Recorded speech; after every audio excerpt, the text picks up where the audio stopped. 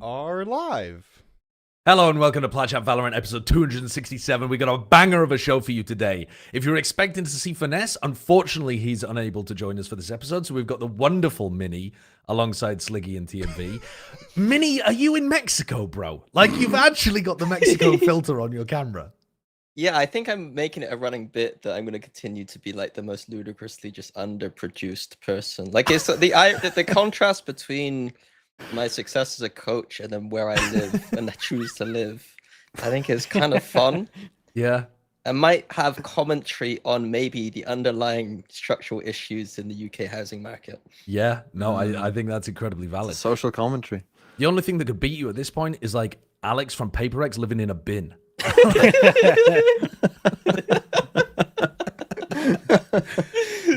Minnie, previously MTV Cribs coach style. Yeah, taking a look around your house. Now, previously we saw your bookcase featured, and so I did want to look at early on if we could get a book from the bookcase and see, because we've done this before with your dresser, and we found gems hidden in there. Well, I mean, if you notice my political commentary there, you might not be surprised that there is like some Marx and Lenin up there somewhere.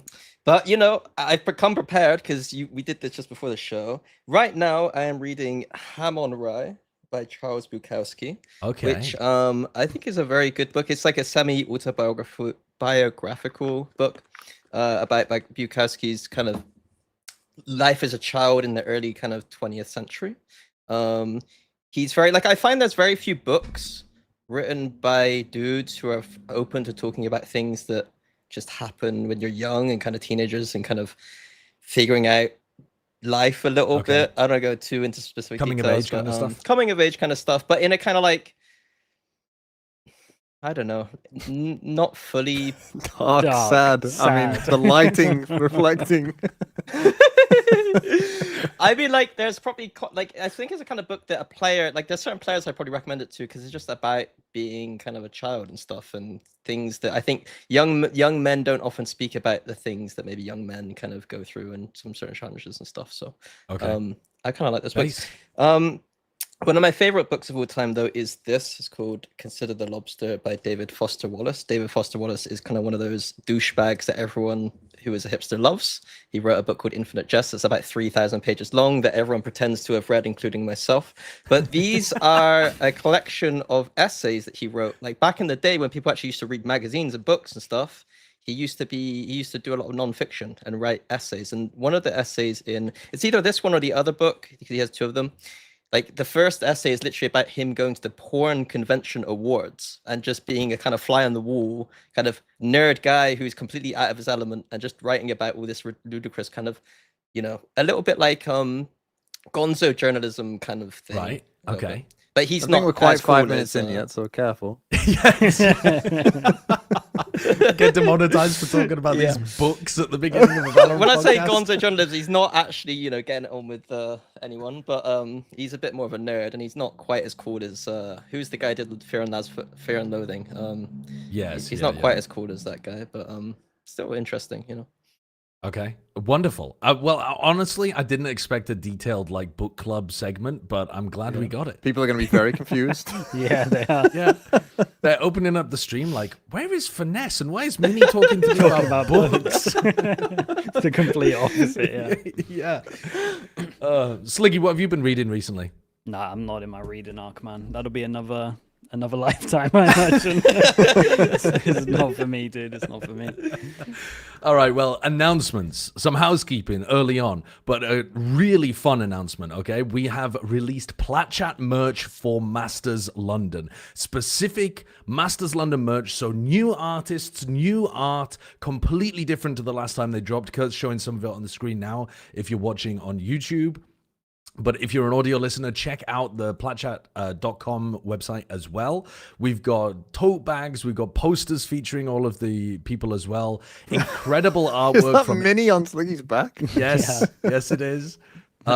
Amazing art from Innerjoy, Vitamins, Third PHP. Shout out to the artists that we worked with for this as well. And if you buy it now, you will probably receive this merch in time to be able to wear some of it to a live show that is happening in Masters London. So again, the live show that we announced last week, I just want to plug it again. It is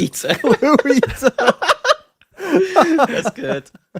It is free to enter the live show that we're doing for Masters London. You will see Sliggy there live in person, I believe, alongside. I don't know if TMV, are you down there at that point as well? I am. Yeah, I mean, dude, we'll be roping everybody in there. The Brits will be taking over London. So that's the Red Bull Gaming Sphere at 6:30 p.m. on the 17th of June.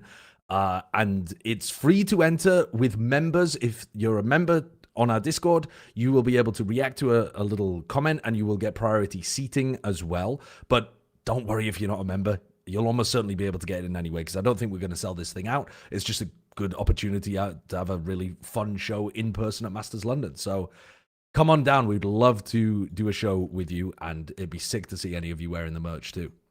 So, yeah, come and see us. And now, TMV, you've also got another announcement before we get started with the show today about VFL. Sure, VFL is back. I'm sure most people by now, hopefully, are aware of VFL.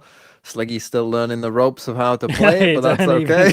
Don't even try it, man. Don't even try it. It's the first time he beat me. Right, if you say so, if you say so. Anyway, yes. VFL is back. You can rebuild a team if you go on the team builder, Kurt. Obviously, there's no leaderboard because the game hasn't started yet. Oh, I got to sign in. Actually, that's a good point, because if you have played before, you might need to log out and log back in, because sometimes it's a bit glitchy. But if you do that, then it should work. You build a team of 6 players. Don't, for the love of Christ, don't pick teams that are starting in the playoffs, because you won't get any points for the Swiss stage, will you? Because it's the playoffs. Kurt, what the hell is going on here? It's not working. Your website doesn't work, bro. Dude, why are we it worked promoting for me. website- Did it work for you earlier, Sideshow? Did it work for you? It doesn't It work. did work for me, but it's a little finicky, I must say. Oh, Well, a little we're getting better services later on. Anyway, VFL is back. If you'd like to play, it's free to play. Pick your best team. You have a budget of 50 to spend. There You'll we pick go. 6 players. There you go. You can get Primi on your team. You can get whoever else on your team as well. And Kurt's you going to can run out of money very he's quickly. going to run with out of this money one. very No quickly money. here. Yeah. He's got no money for the Yeah, final player. and don't do what Kurt did. Don't be picking Paper Rex players at the start or Team Heretics, because they're not playing at the start, so you won't get any points for them. You get the best 2 out of 3 games in each stage. There's 3 stages. You get 3 transfers between each. It's Swiss stage, first start playoffs, and final 4. You can compete against people like me and Sliggy. Some easy to beat, others harder to beat. Hopefully, Minnie, you'll join in as well, potentially. See if you. I get anxiety thinking about this stuff. The top 5 player list was hard enough. I'll give it a go. I'll try. But my dad's also on me about the World Cup and all this stuff. Now, you know what I mean? Like, Guys, it's a hard life. fucking fantasy leagues are running people's lives right now. Yeah.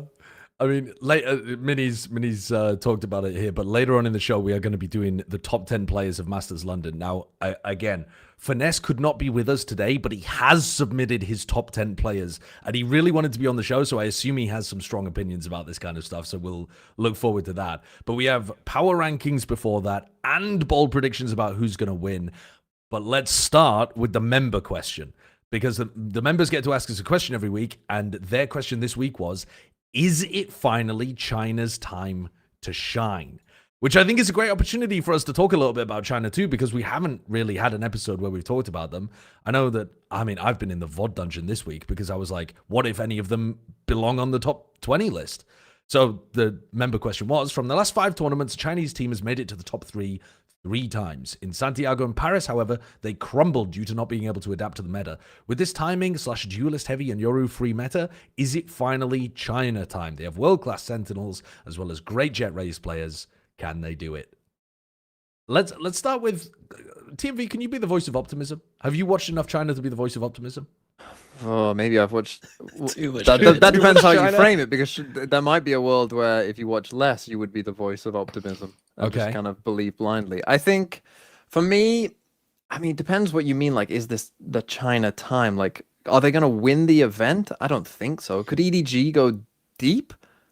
Possibly. And that you might consider a bit of a success, but particularly from where we were prior, right? Particularly from like coming off Santiago and their worst, like performance of all time. Am I super hopeful for XLG and DRG? I have a little bit of hope, but not a ton.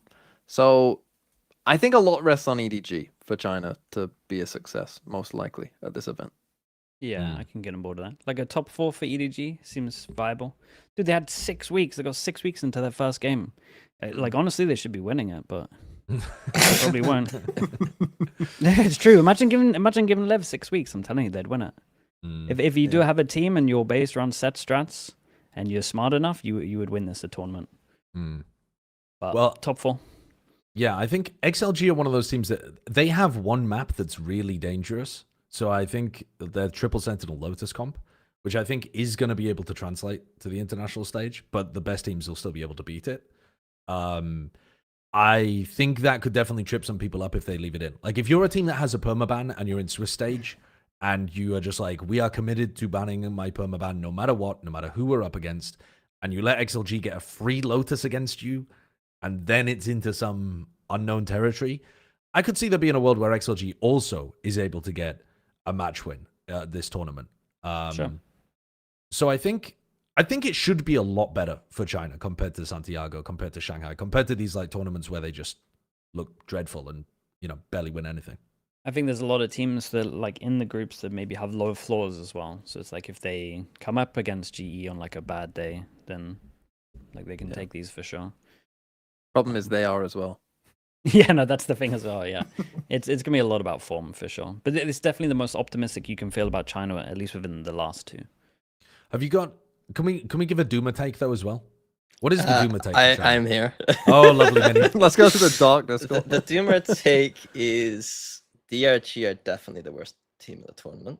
Okay. XLG play, in my opinion, a watered down or just like an EMEA or America's kind of pace and style a lot of the time, it feels like. And therefore they struggle against just better teams. They don't have that kind of like little bit of like spark that maybe EDG does in terms of like being able to be explosive and aggressive in the same way. And therefore they are basically able to be contained, I think, by this more mature global teams, I think. I would rather have more high variance teams, if that makes sense, or like a more high variance style, if you want to go kind of into playoffs and maybe even deeper. So I think for Swiss, I'm a little bit worried. And then obviously a lot of my prep so far, because I'm going to be thankfully working the desk for the group stage. I've not really watched the EDG too much, but I've watched second-hand EDG, and so I've not been focused on them. But some of the stuff I've seen and some of the stuff I'd wrote was some of the worst VALORANT I've ever seen. Like I got a note that here. It's like some of the worst fracture defense theory I've ever seen since the map's release. Kankang's pushing out of parts of the map and then refuses to continue his pushes and just runs back the entire other way. And I'm like, I don't get that. And then I crossed it out and I said, I then started watching Haven, and I put then some of the worst Haven defense theory I've ever seen in the map since its release. And then I got a Phoenix ult from top B that I've just put about 1,000 question marks to. So in terms of like actual map theory, like EDG, I'm not very impressed by. But again, this meta, I said it last time for Santiago, the meta right now is the most kind of open it is to just being good form. It is really unfortunate that you've watched the 2 worst maps for EDG. Okay, that's fine. That's good. Okay, that's the optimism coming back in. I kind of accidentally secondhand watched their worst maps then. That's okay. If they're better on those other maps, then some of that theory stuff doesn't matter. But in terms of form, they have Kong, who's going to be on that jet the entire time. They've got Smoggy, who's actually doing a lot better than I think he's ever played. And then Chichu is Chichu. So that if you put it like that, and I'm not being doomer about their worst maps, then I think EDG have the biggest shot, I guess. I think one of the other reasons to believe more in EDG is that they are actually playing some like good meta stuff, and their attack sides, they are doing the like, you know how we would describe the meta at the moment on attack as mostly being like contact pop kind of stuff, or like you get some kind of pick and then you slow the round down.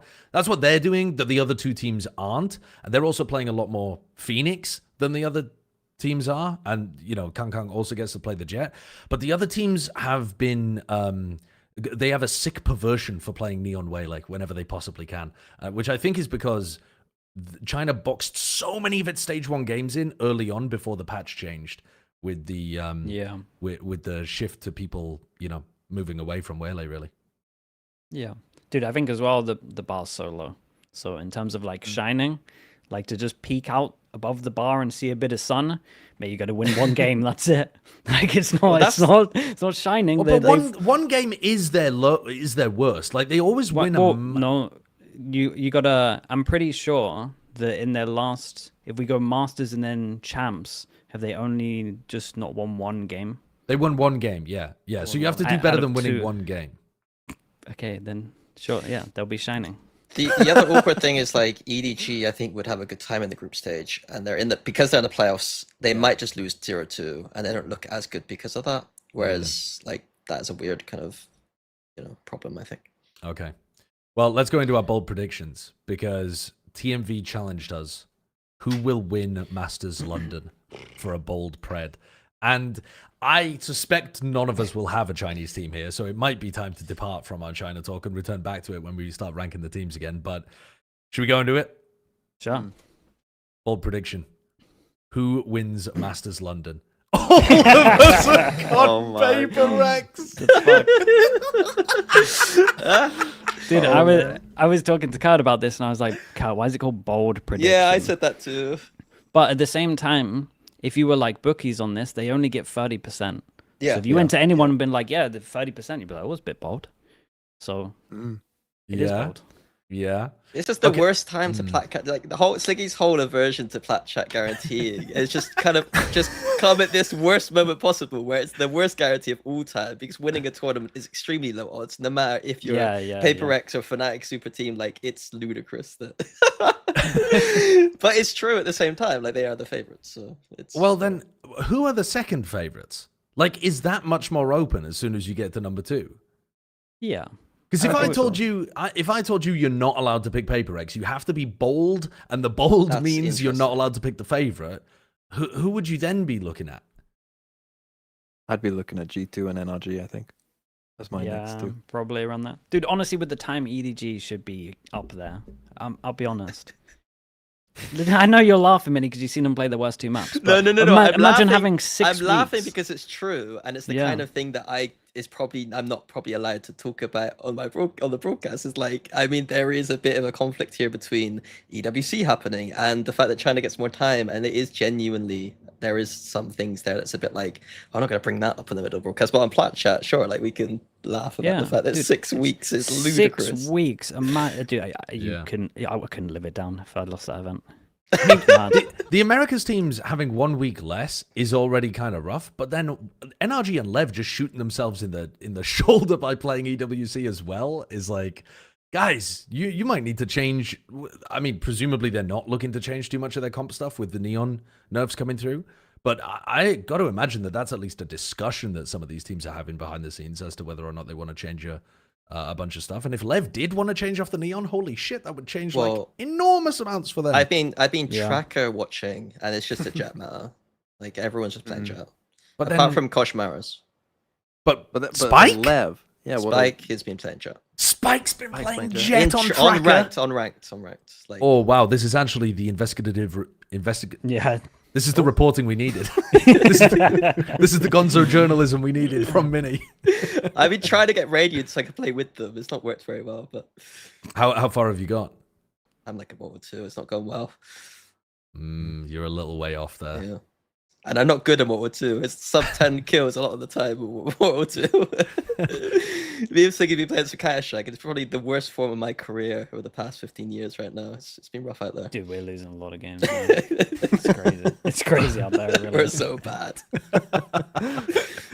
All right, so let's go into something where we get to talk about the other teams other than Paper X. Let's talk about the power rankings. But like, guys, we literally have to put Paper X almost in a rank of their own, don't we? Like, if we all said that they were the favorite and we had different answers for number 2, don't we have to put them like in S on their own almost? I mean, yeah. Yeah, there's like a they're tier for gap sure- between Paper they're for X sure and the the Just second. put That's Paper crazy. X on the first 1 to 4, and then we'll do the. It's been a while since we've had a favorite that is like this much of a favorite. Yeah, I would say Tokyo. Tokyo. Yeah, probably. the Yeah, last are one. they that much of a favorite, or is it because the other teams? But no, I'm not not even gonna bother. I give up. Where was I that mean, going, Minnie? Where was that It was going? more like, are the teams below them like just slightly less favored, but there's a lot more of those teams, and therefore, you could argue that those percentages all add up quite quickly, and there's just a bigger spread just below them. Rather Okay, well than then, having. let me pose you the question then. Would you take When I say like, would you take Paper X versus the field? What I mean is, I guess like Paper X, do they have an Are over we 50% shorting chance Paper of? X? Is Yeah, that what like you're do they have an saying? over 50% chance of winning? If would you take Paper X against the field? And from the sound of it, you guys were saying like they have only 30% or something. So you take the field, right? You would take the field, yeah. But if you only limited it to the next few teams, like G2, NRG, who else did you guys say? Did anyone even mention Lev? Heretics, maybe. Did anyone mention Heretics? EDG, no. No, Okay, but- so Heretics, EDG. I would let's say EDG and Heretics because I think first seed is Okay. big at the moment. 'Cause you have to Four, play the four EWC teams stuff. then. G2, Sure. NRG, EDG, and Heretics. Are you taking Paper X or all four of those teams? Taking the 4. Yeah, think but taking it's, the 4. I'd have to Four. think about it. Yeah, I think it's Really? you would take the 4, yeah. But Right. it's close. But I'm thinking purely stats based, like in terms of like Yeah. I know how it works odds wise, and it just feels wrong, but it's probably right mathematically. Okay. Yeah. Okay. All right. Well, who would we have as number 2 then? I mean, I would say G2 here, but yeah, I'm you happy got with to. G2. I'm okay They- with they- G2. They got an extra bit of time. They don't have to play the qualifiers like everyone else is doing for EWC. They got some maps that need some work, but again, they got time for it. I just hear people right now being like, Plat Chat and G2, they always think G2's good, and they're never. But the thing is, though, Minnie, the Yeah, but thing then they is, come make top it 4. deep. they're gonna yeah, I come know, top I 4. agree. That's the is, we're thing, but not- the narrative is like they're now crumblers despite being really good still. It's just like Yeah, they crazy. crumble in finals. They're going to Yeah, make they a cru- they final and they're going to in top crumble. 4. Dude, a G2 Paper X final, though, would actually go crazy. It would go crazy. I would love to watch that. I think that would be iconic for the storyline as well. No matter who wins, like if G2 do it and push Paper X back down into being second place, it's great. But if Paper X, the people who always used to be the second place team, keep pushing G2 down, like Yeah. I think that's a sick narrative too. And we God, we're could going finally old say school that with that one. Paper X are like for G2. sure the best team ever as well if they win this. And like they pretty much are anyway, I'll be honest, but Yeah. this would confirm it.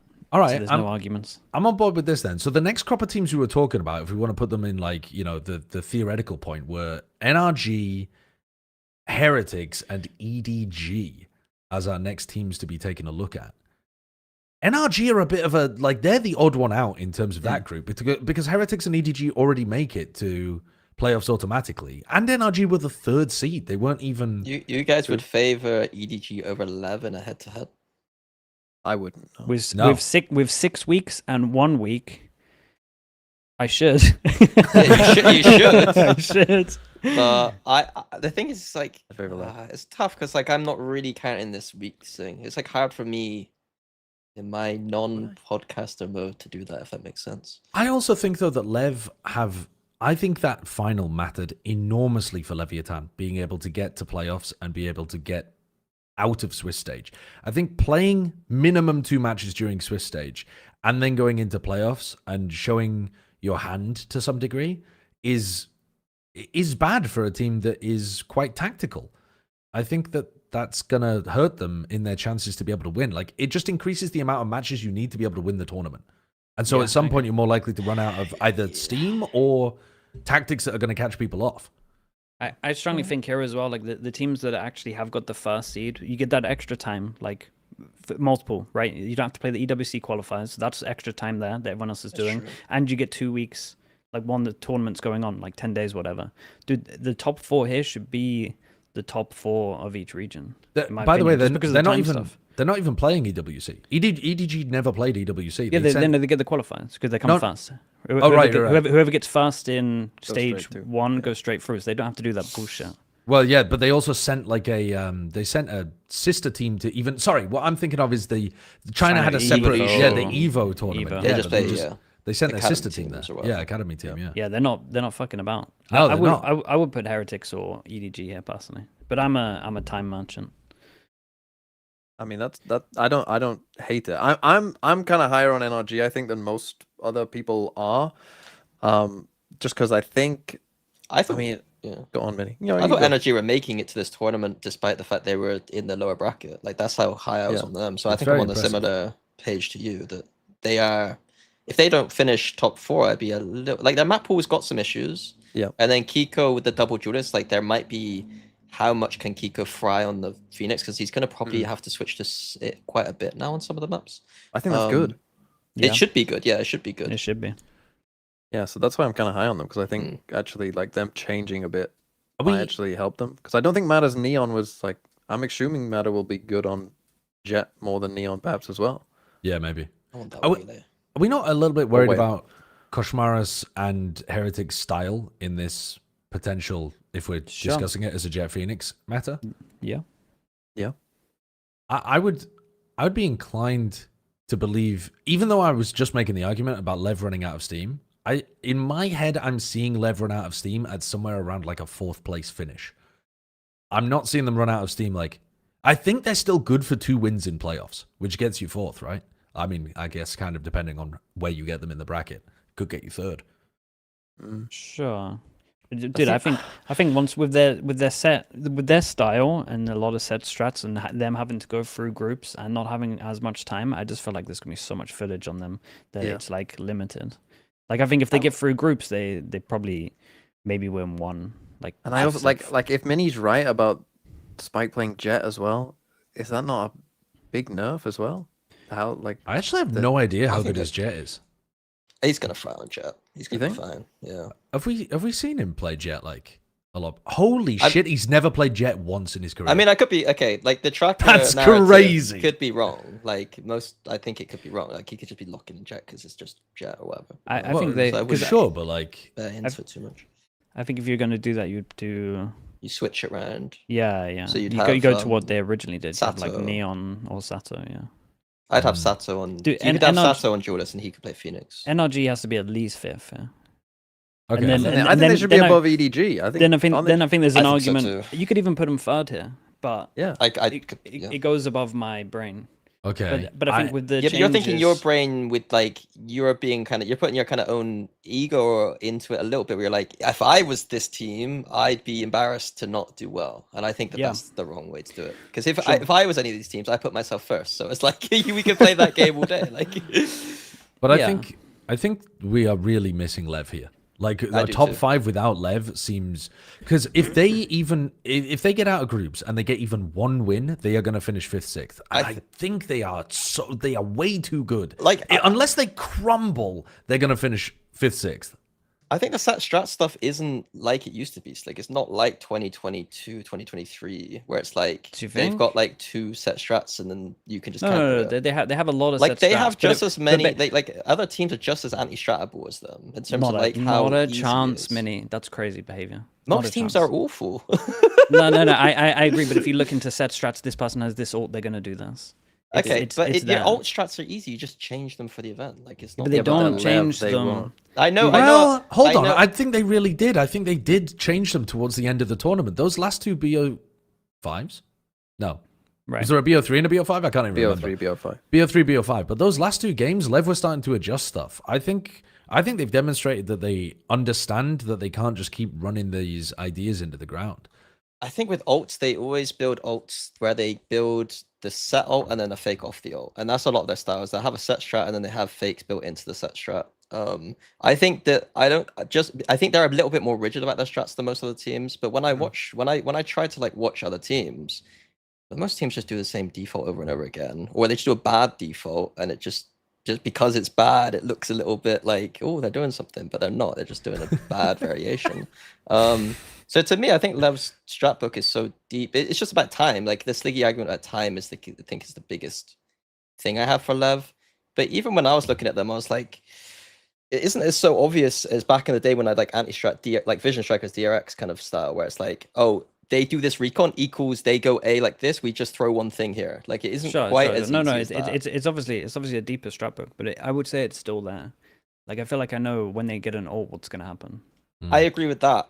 But then I also don't think if teams are good at anti-stratting. I think that only like NRG. Well, a lot of the teams in Americas did try to anti various different portions of them, and either the anti failed because Lev were able to outskill them, or the I anti think- worked, got them a pick, and then they won the Sure. 4v5, Sure, or but- they just didn't follow through with the anti and they The won top, a round the top from it, but kind didn't of, win the map. You're the also favorites of the tournaments are better than anti-stratting for sure. Sure, and you guys are also thinking about like a tournament where it's like you just had a game and then you got to play them next day, 24 hours, 2 weeks, 3 weeks, 6 weeks.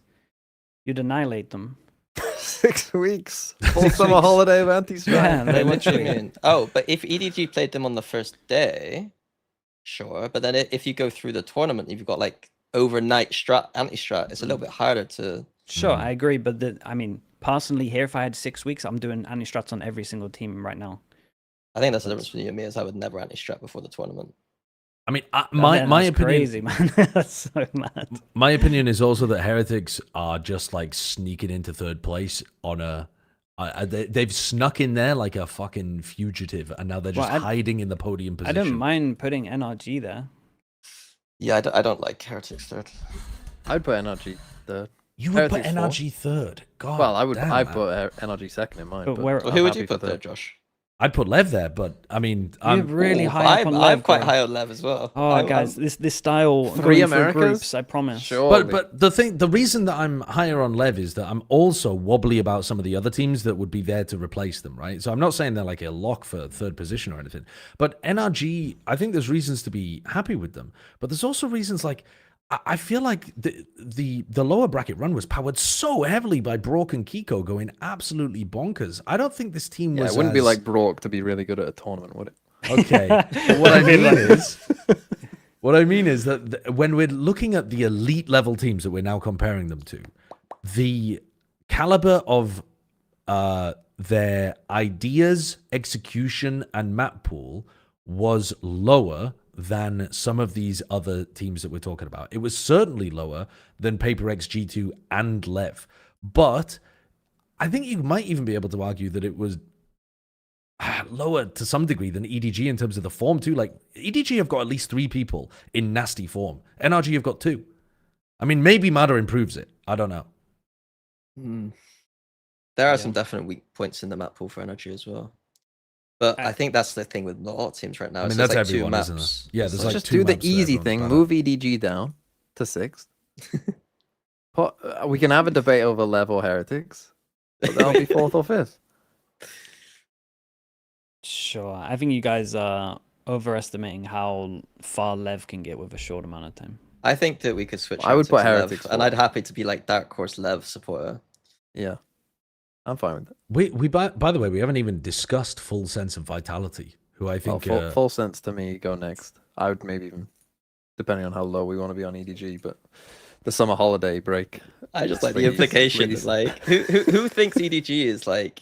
Why did we have them top 4 in the first place? Is it just because the 6 Bro, weeks? 6 weeks, Millie. Yes, but they've had 6 weeks. years to figure out a good fracture defense, and they've not done it yet. So I don't No, but it understand. hasn't been in the map pool for a long time. Oh, That's their Haven. defense. The Haven hasn't. been Yeah, in the no, map I got for a nothing long for time Haven. either. Yeah, yeah. I'm seeing EDG's Phoenix ults from the top of B at the start of the round. Like, what are they doing? EDG's form is like It's the good. Kang and Chichu are in exceptionally good form, and Smoggy's playing And a lot of Smoggy. Phoenix, and Smoggy's in pretty damn good form as well. And then their map pool, they've got a couple of maps that they are actually like pretty good on. Breeze is They good. don't have a map that they're amazing at, but their breeze is like their breeze is good. They are dominating people in China on breeze. I think it's going to be more of a like serious test when it gets to London, because a lot of it revolves around this like A main control stuff that they do.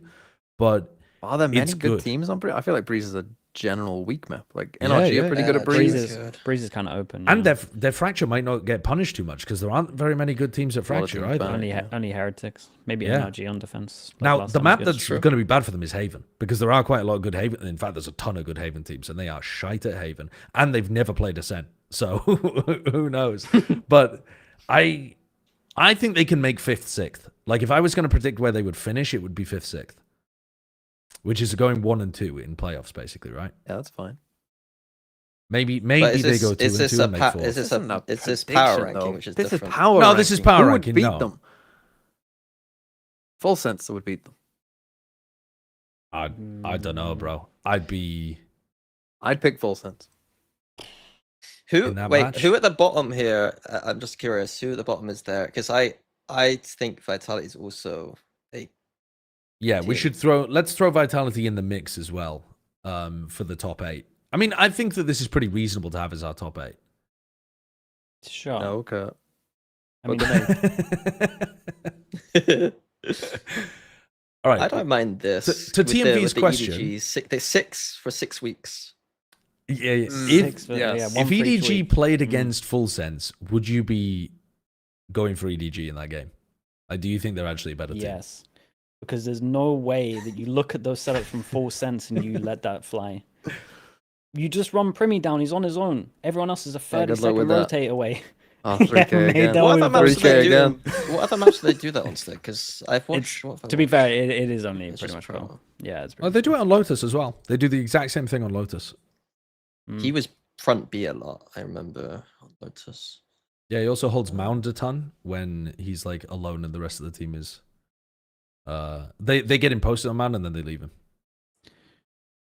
I think I'd be down for EDG above full sense. I'm Fine. happy with that. Then I'm not gonna go crazy over full sense from 7th instead of 6th. Like, who gives Okay. a fuck? Yeah. Are we reasonably content at least with these 8 teams being the top 8? I want to hear Top some 8, Vitality yeah. talk. Okay. Let me. Why? Give you some Why does Vitality. TMV hate Vitality? Why do I hate Vitality? Yeah. I don't hate. He's actually got a Vitality. spiel on this though. I do have a spiel on this though, yeah. Mhm.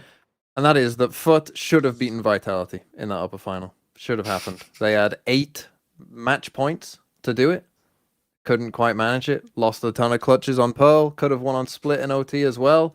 If Foot beat Vitality in that game, you wouldn't put Vitality above them. I think if Foot played them again, I think they'd win. I think Vitality have improved a lot from where they were, but they were in the fucking mud.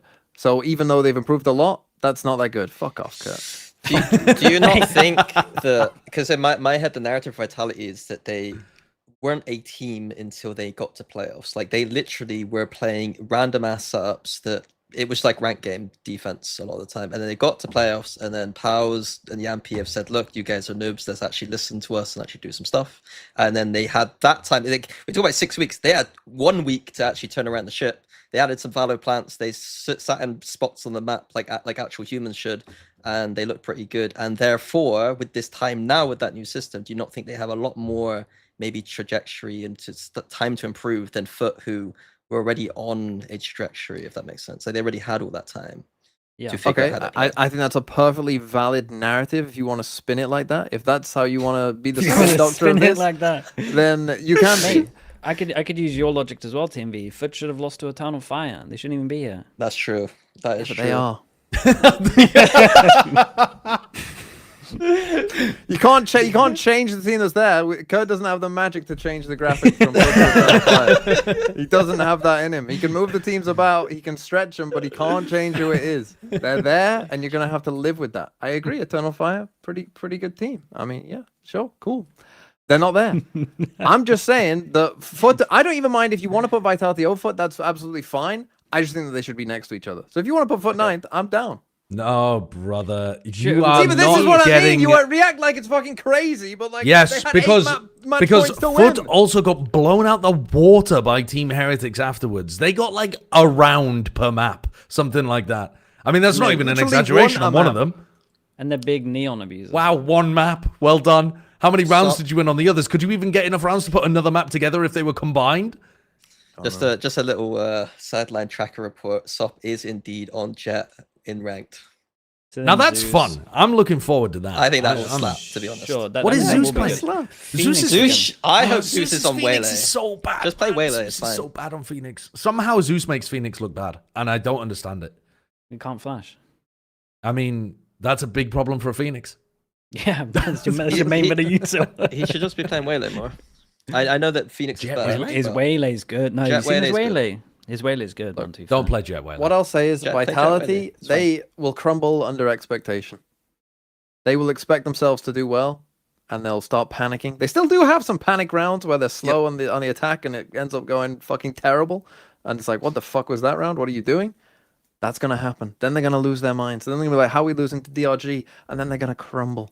And then Foot will rise like the ashes of the phoenix to save EMEA, and Mini will have to sit there on the desk being like, well, yeah, I didn't really expect that to happen, but it's happened again. TM, Wait, you got one me sec, again." one sec. My job is to set expectations. Like, I think Foot should be lower, and I'll be really happy if they go high because I really like Sop on the Yeah, team. this But, guy like, trying to save his skin. why would I put Chronicle and Durka below Foot? Like, that to me is like more egregious to be like, oh, the team with high expectations, put them low because they could be low. Like, I just, Look, I have I- a more traditional kind of way of doing stuff, I guess. But- But I Put mean, them ninth. also, this is not high expectations for these names. No, This it's is not. like It's not. This We're is already way too low, Yeah, we're really. already taking into account the fact that they have been mid to bad for the majority of this year, and now seem to have figured something out towards the end. So I mean, 8th seems pretty reasonable to me. Sure. Foot should be 9th. Foot, okay. Above GE though. Above GE. What are you going to say? Oh, Foot didn't turn up for their lower final. Hello, Global Esports. Even worse Yeah. in the lower final. Yeah, Did very absolutely valid. nothing. Now, Have also, a way lower playing floor. against Have shown an a lower insanely floor. better team. Oh, Higher fucking ceiling. Cry me a river. Cry me a river, bro. Paper Over Rex. the entire stage, Foot had a higher average than Global. but they Yeah, were- because Foot played Global really were well at the playing beginning. better Yeah. teams. DRX were not a great team. Better than And some they, of the and stuff they we've got seen in destroyed. EMEA. This Trust me, team I has... agree that DRX aren't good, but like it's better than some of the stuff we're seeing in EMEA. Well, that's the thing. That group looked on paper like a group of death, but you read it back, and actually, was it a group of death? No, it wasn't particularly. Exactly. Apart There's from a what lot they of- had, who was in it? Who was in that But group? but also, your group was never at any point described as a group of death, and who they won it? died Yeah, anyway. and who won half the teams died anyway midway through. Group of death: Gen.G, Team Secret, Nongshim, DRX, Paper Rex, and Global. There's one other good team in there. They both made it to Masters. Who's the other good team in your group? I guess Heretics eventually, but they weren't at the beginning in the group stage. I don't know. Yeah, I don't think you're winning that one in terms So of... Foot beat Gentlemates after they came off of Santiago, less time, lost to Phoenix, that was their main thing. Then they play against Navi as a stand-in. Then they play against Liquid. You won't talk about that. It's probably their most legit win. And then they yeah, play that against was, a K-Cop bottom. They played no one good. Beat Eternal Fire. I mean, And I'll give you the Sliggy's point Eternal was Fire they one. probably shouldn't have. I'll give you the Eternal Fire one. And yet they did. Here we are. Yeah, here we are. I Do also it again. think, though... Do it again. This happened with Wolves. No, Do it let's- fucking again. to Embarrass give- yourself again. To give TMV credit though, Global also are very Global along with Foot count their lucky stars that they're here. To be honest with you, they've lost 10 times in a row to Paper X, beat them in an incredible fashion that was not to be repeated another 2 weeks later or whatever when they got absolutely spanked, and that's why they're here. They're here because they were a good team that then got a big upset result. Look, Like, I'm not that's- even a Global hater. I don't want to do this to Global. If the Global fans are assuming that I'm Is this really the down on Global, I'm lowest- not. The lowest second and third APAC has been in predictions this for the past couple of years. Well, we're rating some Yeah, of probably. the other yeah. I feel like we're If putting people a say lot of APAC is the stock best into- region, are we saying APAC's the best region because they have Paper X who can win, or because there's more teams that if they got here we'd put them in the top? But normally they Eight or have a something T1 DRX who can normally go pretty Yeah, I far. think there's a lack So we're of just saying that experience their here. lack of experience is the reason why. Because I Yeah, could just see d- Hero Achilles in my head right now. Well, just being like, that's the thing. what When, the when fuck you are these, when you you know? compare it to Sure. Americas, they always send the same. Two teams are always going no matter what because it's Americas. G2 and NRG just lock them in. It doesn't fucking matter. So they're always going to get a bit of a So buffer. I mean, I guess segue is America sending more better teams. Are they the best region in terms of in terms of just floor, sure. Yeah, but I also think that we've overrated NRG and Heretics here. I think we've overrated Lev. So we all have different opinions about teams that we've overrated, which otherwise, I think we could all agree that Full Sense are a good team that are probably gonna they're probably gonna be a decent gatekeeper kind of team as well, where you have to play some pretty good Valorant to be able to get past them because you got to avoid getting annihilated by Primi as well. Mm. So. I mean, look, I said I- Full can- Sense can above we- EDG. Can we I'm look not DRG 12th? Just it's annoying. me. Yes. Yeah. And then XOG. If TMV wasn't here, is there any discussion for XOG? I would have Nothing. XOG 10th over Foot, personally. That is fucking insane. Put Vitality in 12th, bro. If you're doing that. That's Would you, insane. but would you rather put them 8th and then watch them suffer, or put them 12th and then they come 12th and then? Oh, but I don't hate anyone on Vitality, so put them 12th, and I hope they do well. That'd be funny. If everyone bans Lotus against XLG, they will be an 11th, 12th level team. Sure, then put them there. They are But I playing don't think NRG people will. opening game. NRG are not going to ban Lotus, man. No. I'm NRG saying gotta NRG. I fucking think will just slap beat 'em. them on Lotus. Well, I think yeah, Americas has the best Lotus, and I think NRG are pretty good at it. Yeah, but I think any other team that they run into in Swiss, I well, agree with that. Yeah. Lev also ban Lotus, don't they? They don't play Lotus. So I guess any of the non-Americas teams that they run into in Swiss, if they don't ban Lotus against them, XLG are winning Lotus. Did G-Light just do that thing where they just spam C hit on attack with this comp? They go B Oh, as only well, we'll but get like into they, that they later go C, on. they Oh, go yeah, B, you and they could- just lock the doors. You can go B now because you can do the deep Sage Wall. But nobody Oh, fights yeah, Mound true. against them. They Yeah, just, yeah. like the anti-strats against them. They don't get anti-strat. Ah, no trust one me. Yeah. does anything against them. so it's- Sentinels 2025. I was furious at it. Was it Yeah. 2025? Yeah, it was. Yeah, but if you let them into the sites, you're good night. you Sure. know. Then put G-Light on foot. Then if you're saying that their map was that bad. Thank fuck. But then what is Foot's map pool? What map are we? Fuck up. What is Foot beating doing? everyone on Ascent? What is Foot bro. doing anywhere? Oh, an Ascent. They would beat everyone on Ascent. They're that- changing all of their comps, so Foot, they're going to be right. shite because of it as well. They're going to No, be yeah, playing but Jet wait, Waylay wait, on one every sec, fucking one map sec. and just Oh. running it into the Changing, ground. changing comps is different when you're changing stylistically comps. Like they're changing Neon to Jet. It's not like they can run Yeah. the same playbook. It's fine. Like it's not 6 weeks of theory worth of changing stuff. Oh, Like it really isn't. This will be a buff. They are The Sop likes potentially to good attack at up. Ascent. He'll be Haven, better with Split. attack up on Jet than Neon. They have three Obviously. good, decent maps. They have one meh map and 3 bad maps. Like it's no worse than anyone else down there. I don't think it's probably better than most people down there. To be Thank honest. you, Minnie. Sure. Good to Guys, see the sense of we're return. arguing like. Yeah, why the fuck 10th, does anyone? 11th. Well, I mean, I care. Yeah, 3, 4, 5. Foot up to Is 7. that where we actually are gonna have an argument? 3, 4, 5, or do we think EDG like? I think 3 through 7 is where we're 3 having through the 7, argument, okay, actually. cool. But I think it's 3 through 7 is the more interesting area of this power ranking to me. I think Energy third is okay. Like I'm personally okay with it. They have like relatively easy first game. What- They've been who would you playing put good. above They Josh? always get top 4. Josh, what's your hang up on NRG? Kiko's incredible at the moment. That I- Bork's incredible at the moment. That- Ethan's that I incredible think at the moment. No, he isn't. Ethan's all right at the moment. Crazy. Ethan's That's all right crazy. at the moment. His man. playoffs performance was sick. It was good. There are other teams in this area. Like, okay, we're comparing them among other good talent. Like, Lev have more players in better form right now. EDG have more players in better form right now. I don't know about Heretics because of Koshmaras. I'm genuinely not sure about that. But if you look at the playoffs, Heretics have more players in better form. Full Sense didn't, but they have Primi, so I don't know how to How feel do we about know Full Sense. EDG have more present better form? I've watched a lot of EDG, bro. Yeah, but but like, we- how but do we you don't- we compare? don't How know, do you yeah. compare the regions? Because I've seen Kang Kang and Chichu turn up and do this at events time after time. Like, even when they play badly. After time? It's been a while. Yes! Well, I mean, Chichu. Like, I agree, didn't have I that great- agree. It's I'm just- literally one event back, and you've got them tearing up at Bangkok. Like, Chichu's Bangkok form was Yeah. outrageous. Plus, I mean, like, are we really saying that Kang Kang and Chichu are not gonna take over events when they're in good form? Like, we've seen. I mean, it you'll see my before. top 15. I don't necessarily disagree. I'm just saying that like NRG as a 5 against EDG's 5, like I think it's really hard to eye test form when China is as a region not very good. Look, I let- don't let- think Mada and Scuba are playing badly because America's is like on fire right now. I think they're we put just in a bit Mana of a into slump. China right now. He looked like Vukashu.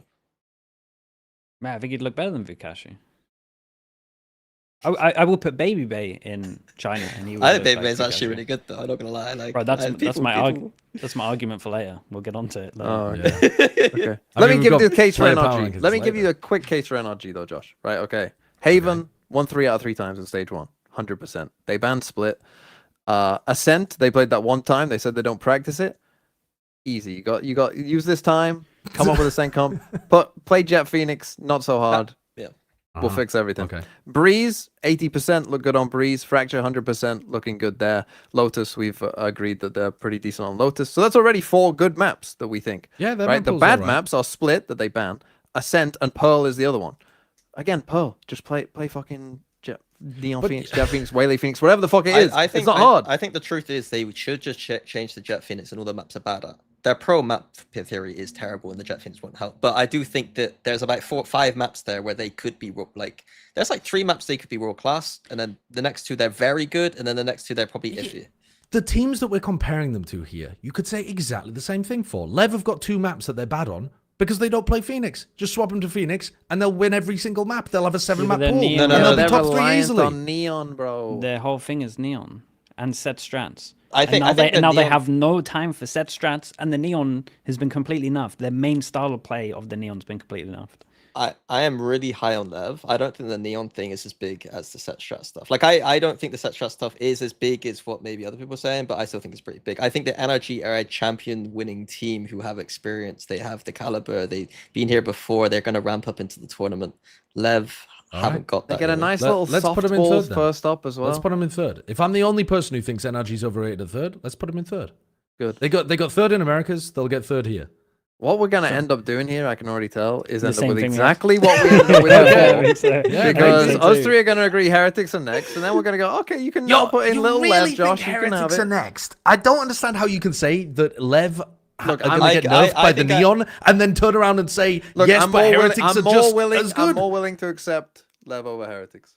Go on, I go convince me. Lev. I can go Lev over heretics here. I Give think me the I would- anti-heretics. I don't think get it, would Sliggy. go- I don't get it. Why What do would you not heretics get, not bro? suffer from similar stuff? Because they don't play as much as the jump style, and they have way more time. And Well, you're no, talking you're right. about They don't play as much as the jump style, completely yeah. different play style. You're talking about a team that's Heretics like do a that little bit time. more mid-roundy, not as many set strats. You're talking about a set strat team.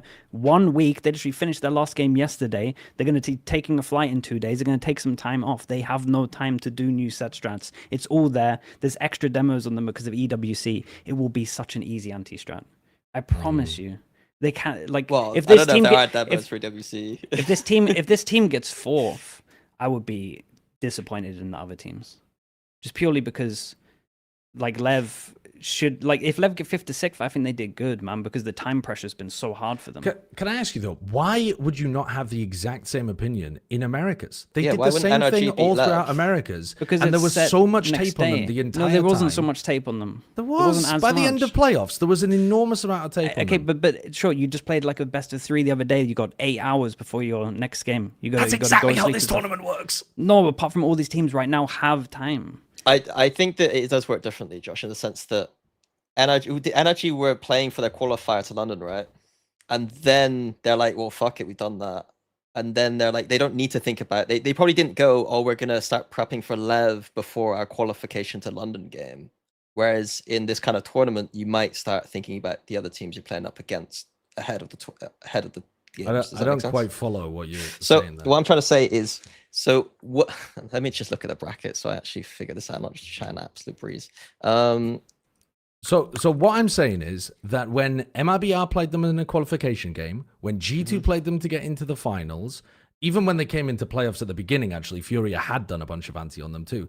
They have been antied against repeatedly, and they won all 3 of those games, but then lost in the grand final. I would say mostly due to running out of gas towards the end as well, by the way. I think if this wasn't such a big game and they weren't so inexperienced, they'd just win on split. I actually think you have an argument here. But going I thought they to the dropped, Masters, they won't be playing big games. No, of course, but that's a different argument, right? I agree with that aspect too. Like, I think there is a chance that they crumble and they underperform. But I'm saying, like, if they don't do that, I think they are a top 4 team. I thought they dropped to lowers and played NRG, so I messed up here. I think you do have an argument here. G2 had a week between their game against Lev to And Lev brought out anti-strat, right? a lot Yeah, of but- nice and new they stuff. met- And they will for playoffs too. They have days off before they go into playoffs and they will have new stuff. How many days off? I don't know, what, like Lev don't 2, have 3, something like that? So you're thinking they're gonna? Do you think they're gonna sail through groups? They're gonna have a rough time in groups, man. I'm telling you. They got 2 days or something. Who's their opening Global, who are opponent? known for not anti-straying at all, I think. I mean, fair enough. They might actually have a difficult time with global. Yeah, I mean, it depends what matchup they get if they do get past global as well. Yeah, possibly. Go on then. So you want heretics? in? Heretics 4th. Put him 5th. Outrageous. Just let it be known that I disagreed, but that's I fine. would just put EDG in full sets. Who cares? I would rather, I'd rather EDG if we can argue for it. Oh, you I want just- EDG I just instead of... can't- Wait, EDG 4th or EDG? You mean over Lev? In fact. If we're gonna not have heretics 4th, I don't mind EDG here. I just don't think that Lev will be able to do it with time. That's it. That's the only thing I See, feel strongly about. I don't mind this take of EDG in 4th, but the problem is I'm going to lose the argument to put Lev in 5th. So now if I argue for EDG, I've just pushed Lev further down. But I quite like the idea of EDG in 4th. I don't mind that, actually. But I think, like, in my head, I'm almost more down for that than heretics. Then put EDG there. Then let's meet halfway. You guys are very high up on Lev. It's just me. Then put Lev 5th. Sliggy's That's fine. 1v3 in us, bro. He's No, 1v3. no, I'm so not. then what? So I'm meeting you heretics are guys. 6th? Wait, Chaos Yeah, is there we alive. go. No, I can see Sliggy's take that like it's just Do rough that like it's just the time. It's so like I hate these tournaments. Power now where it's rankings like, are a game of stamina. there's a- on this yeah, but it's Plat chat. an- Whoever speaks up at the end just gets whatever they Yeah, want. but- Oh, you know what? I actually think this. You just got to be silent for the first 30 it is minutes.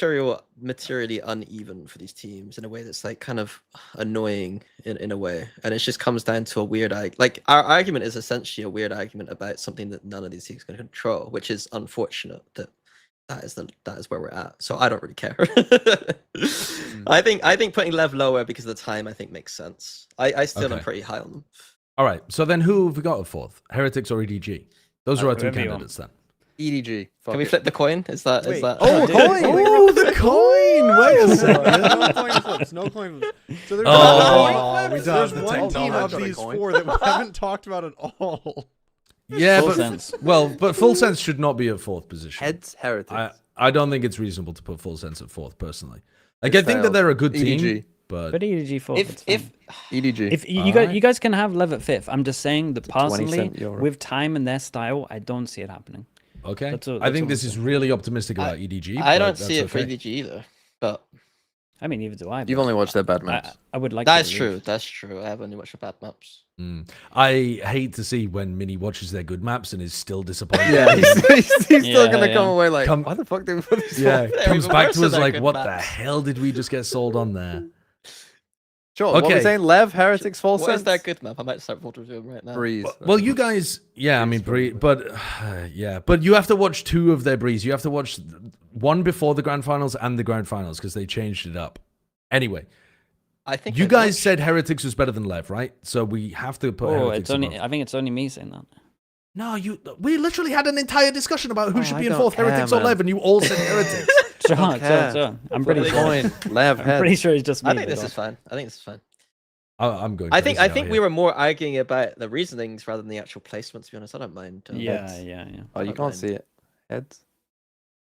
No, not happening. that. That has the same resolution as As Mini. me, yeah. What's going on with that coin? It's a sepia tone and no pixels. Like, Well, you It can't is see literally any of the Mini. facial features on me or that coin. Yeah, the coin is kind of faded. It's a bad coin to use, really. It's kind of. I could star in one of those new horror films they got out, isn't it? What's that film? The Backrooms or something. I feel like I'm in that kind of vibe right now. You know, I could be a Okay, yeah. monster on Backrooms. All right, let's lock this in. So we've got Lev and then Full Sense. Sure. So we've literally ended exactly the same, except we swapped Heretics and EDG around for whimsy. Literally just for whimsy. Whimsy, let's go. Right. Good Let's not process, get- everyone. Good process. Yep. Whimsy wins again. So what is this power ranking telling us? It's telling us that Frost's take about Pacific being better than America's, we strongly disagree with, looking at Yeah. this. I think so. Which is Surely won't a age bold badly. take. Yep. Yeah. I think Everyone like he's shut got their history eyes. on his And side. then I'm gonna shut my eyes and I'm gonna open them and kind of almost react. It's not the worst list of all time. Yeah, no, it's not. I love that. I hope system. you all did that together with me. I thought, Yeah, guys, on YouTube, I need you all to refresh the page right now. Pretend you've forgotten everything of the last minute, of the last hour, Just and refresh the react. page. The thing is that we spent how much time? About three to what? 9, 8, 7? I can't see anymore. Don't put me up, Kurt. I need to see the. I need to see it. I need to see the list. 3, 2, 1, and then have you guys react. And say, Oh, you're gonna go. Oh, All right, yeah. yeah, let's do it. Let's do right? it. You guys forgot the list. Chat. Yeah, we forgot the list. I Go don't on. even remember. Wait, this isn't even our list. This is just a community list. 3, Yeah. 2, 1, go. Oh! Exactly like before. Yeah, this is good. Ooh. There's a third seed in top 3. Hmm. Mm.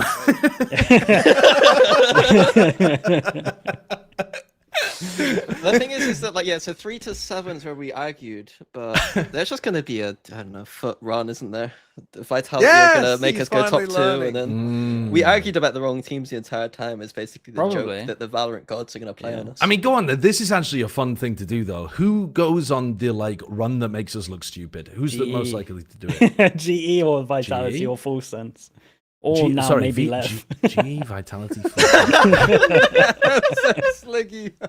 So like everyone from 6 to 9 is what you just said. I hope Yeah, that yeah, Lev gets a play because I'm gonna be on with you on stream stick for the playoffs. Like if it's Lev in the playoffs, I'm No, gonna but be, it's me a and you two- win-win for me because I'm gonna okay. What I'll do then, Mini, is every alt strat they have, I'll tell you what they're doing, and we'll see if they do it. If one of these teams went on a run, like what's the ceiling? So for Lev, like what's the ceiling for them if they go on a crazy run? I think they could win. Yeah, I think Lev got the Yeah. like if everything goes Okay. right for Lev, they If everything got goes it. right, sure. All right. Other end of it, Global was the other team that you said at the lower end of it. What's the ceiling for Global? Top 3. Yeah, third, fourth. Third. Holy fuck! What a run that would Nah, be if they there's made it to top three. ceilings high, man. I would say You they think? could get You're a higher than final. The thing I have about Global is like maybe I'm wrong, but the firepower in the team just seems a bit lower. Like when the opening matchup is Lev versus GE, I'm looking at Lev thinking the way I framed it in my head was if I was an America's team and Lev blew up, who of those players would I want? Almost all of them. Whereas on GE, I'm looking at Pat as like the main target, and then after that, I'm a bit like I'm not sure. They're a bit better than the sum of their parts, but I think that's also there is an upside to this, which is that they have players who are not in their best form right now. Like Yudotan and Crystal, especially, have more to give than they're actually showing currently. Okay. So that I think is like, if you wanted to sell the positive for Global, it's like, hey, our team is functioning right now to be able to get us to events like this, and Yudotan could actually be more of a star than he currently is. Yeah, I think that's very valid. Udo's insane, man. Yeah, some eye test he was doing, I was like, oh, that guy's the stats maybe aren't as good as some of these other players, but like he was like really doing stuff. good, I was like, man. oh, it looks Yeah, like he could. he's got more to give, I think, and you Okay, never know fair. with players like that. Yeah. What about the teams in the middle then? Like, are we saying then? So if Global ceiling is making the finals for you, Sliggy, I'm assuming that you'd think the same for Full Sense of Vitality. That like, Yeah, dude. If these guys can beat Paper X, then it's open. That's what I'm saying. You just go beat that one team. Then you Wait, get so then you they get the beat belief. Paper Rex.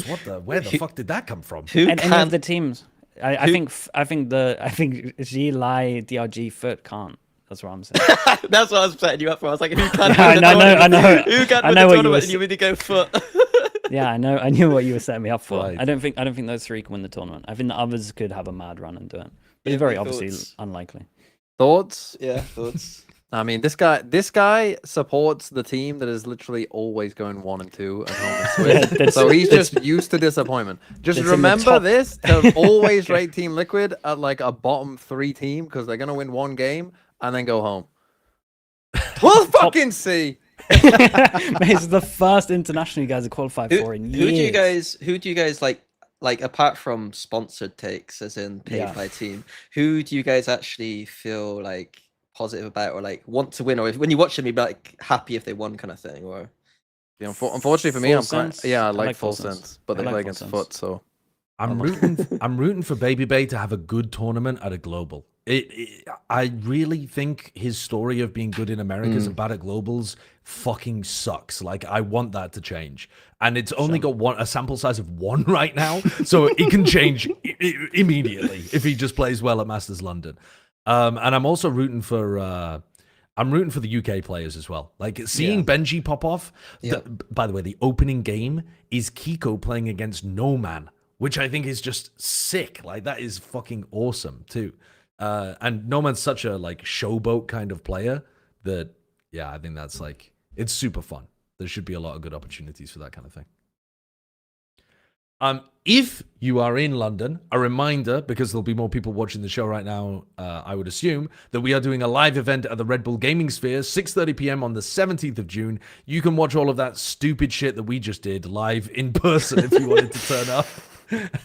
And, well, we'll be previewing the top 4 at that point, and we can go back over. In fact, we can. wait. If all 4 of we can us- live wait, review this. Yeah, wait. Will Mini be Oh there? yeah. I'll be there. Yeah. Yeah. Oh so my we're all God. there. If We I- can if go I'm back, invited- take a look at our ranking, and see. You're how shit it absolutely was. invited, Minnie. In fact, it's free to attend, so you can come in and sit in the crowd even if you're not. But yeah, we can review this. I'll jump on Sliggy's back, and you have to like get me through security whilst I'm on his back. Jesus Christ. And the crowd can heckle us as to which ones we got the worst. Yeah. Incredible. All right. Yeah. Now another opportunity to look like idiots. Let's have a look at our top 10 for Masters London. Top 10 players of Masters London. Now, a bit of backstory on this one as well. Kurt's got some information that he's going to show, but there are quite a few of us this time that submitted lists for Masters London. Paperthin, Achilleos, RKT, TMV, Mini, Kakuka, Zix, Athena, Sliggy, Sideshow, Shyo, Finesse, and Bren all submitted their top 15 players. We average out the rankings. If somebody thinks they're the best player in the world heading into Masters London, they get 15 points. If you think they're the 15th best player, they get 1 point. And we're going to show you the top 10 overall. We also asked the community, who submitted over 2,000 top 15 lists as well. So we will take a look at the collected, and then we can go through some of the like individual ones afterwards. I do want to take a look at Finesse's as well. He was supposed to be on the show, but yeah, I mean, we haven't had Zix submit a list before as well, so I like peering into these kind of minds and seeing how they work. Are we ready to begin, Mr. Kurtis? I think we're ready. Yeah. Very well. What could go wrong? Yeah. The 10th best player at Masters London, according to Plat Chat's finest minds, is Forsaken, who the community ranked at 5th, but has 60 total points from us. Might be one of the lowest rankings that Forsaken's actually had coming into an event? I'm not sure. And yet still makes the top 10. Yeah. Paper X is impossible. It's like the not fun team. Like, because all 5 of them should be in the top 15, and we can't do that. Yep. Like, it's literally. I mean, well, it just wouldn't be yeah, a fun you list, can. would it? Yeah, I literally said I'm not putting them in because it's boring. That's what I did too. I was like, I put 2 people in, and I was like, well, I can't put Forsaken 2. I'll just leave them off. The thing is for me, Mini, though, that Forsaken, even like again, if you look at like his stage, like his stats and stuff like that, you would say he definitely hasn't been as good as, you know, certainly Jing and something. You might even say Devi. You might even argue Envy as well. Like you could argue he's been their worst player in a weird sense. But for me, it's like there's 2 players that always make my list no matter what. That's Alfia and Forsaken, because if you don't put them on their list and then they pop off, which they inevitably do, you just look like a fucking idiot at the end of it. So they just always make my list in some order, even if they're not playing well going into it. Yeah. I think you'll be look more It's good stupid roll. for the Alpha one, but not for. Well, I guess when they had Super Team, but it's just because Paper. I feel like you just get a free pass. You put a couple of Paper X players, and it doesn't really matter who. And Forsaken also, though, he did Fine. play, like, I think one of the reasons why the community might be rating him higher than we are is because the community might have watched the end of Pacific more than the whole of Pacific.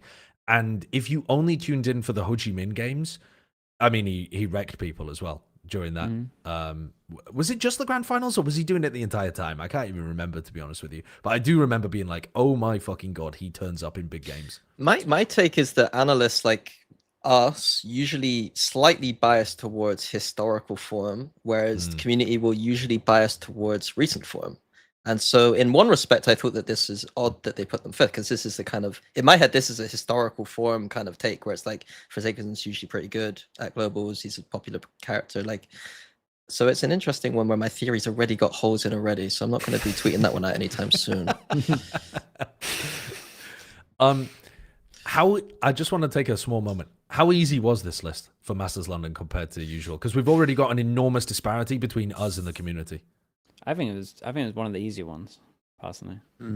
I don't think it was as tough as others, because I think there was a glut of players that I would expect pretty much everyone had towards the top. There's been some, for instance, like this one. I think there's a couple you could argue, are going to be your number 1 or something. But there's been other tournaments I remember being like, I've got 9 names here, and any of them could be number 1, and I don't know what order to put them in, and it's fucking impossible. Right. I think this one was on the easier end, but I'm sure there will be some problems. Yeah, let's have a look. Let's go into number 9. So a player that we're ranking above Forsaken for Masters London. The 9th best player according to Plat Chat is Kung Kung, who also the community ranked at number 9 as well. I think this probably ties in a little bit to your historical argument, Mini, in the sense that, like I was saying before, Kung Kung has turned up and just dominated international events before, or at least looked really good even if his team isn't. Like recently at Santiago, he was the only player that was going off. He had the chamber on Haven that was like an absolute nightmare for teams to be able to deal with. But his form at the moment is better than it was earlier on in the year too. And he's just going to be on his comfort now. He can pretty much perma be Jet. So if there's a time for him to actually perform and step up to what we've seen in the past, this should be it. We have said that before, but he hasn't been on the Jet, so Yeah, Santiago always said it's the best meta. Oh, I said it was the best meta for China, and now they've been given the best meta once again, which is Yeah, you now know, an not even hands but better Yoru, meta. like Get rid even of better Yoru. meta. So yeah, if they can't do it'd be nice for EDG to do well because of China champs the other year and stuff. It would be Yeah, that'd be sick. it would be a kind of good story if Kang pops off here. Yeah. It's but also, dude, if they play absolutely horribly and then Shanghai is like they have to redeem themselves and there's a lot Also of pressure on pretty good. China, that's also pretty good. So I think Yeah.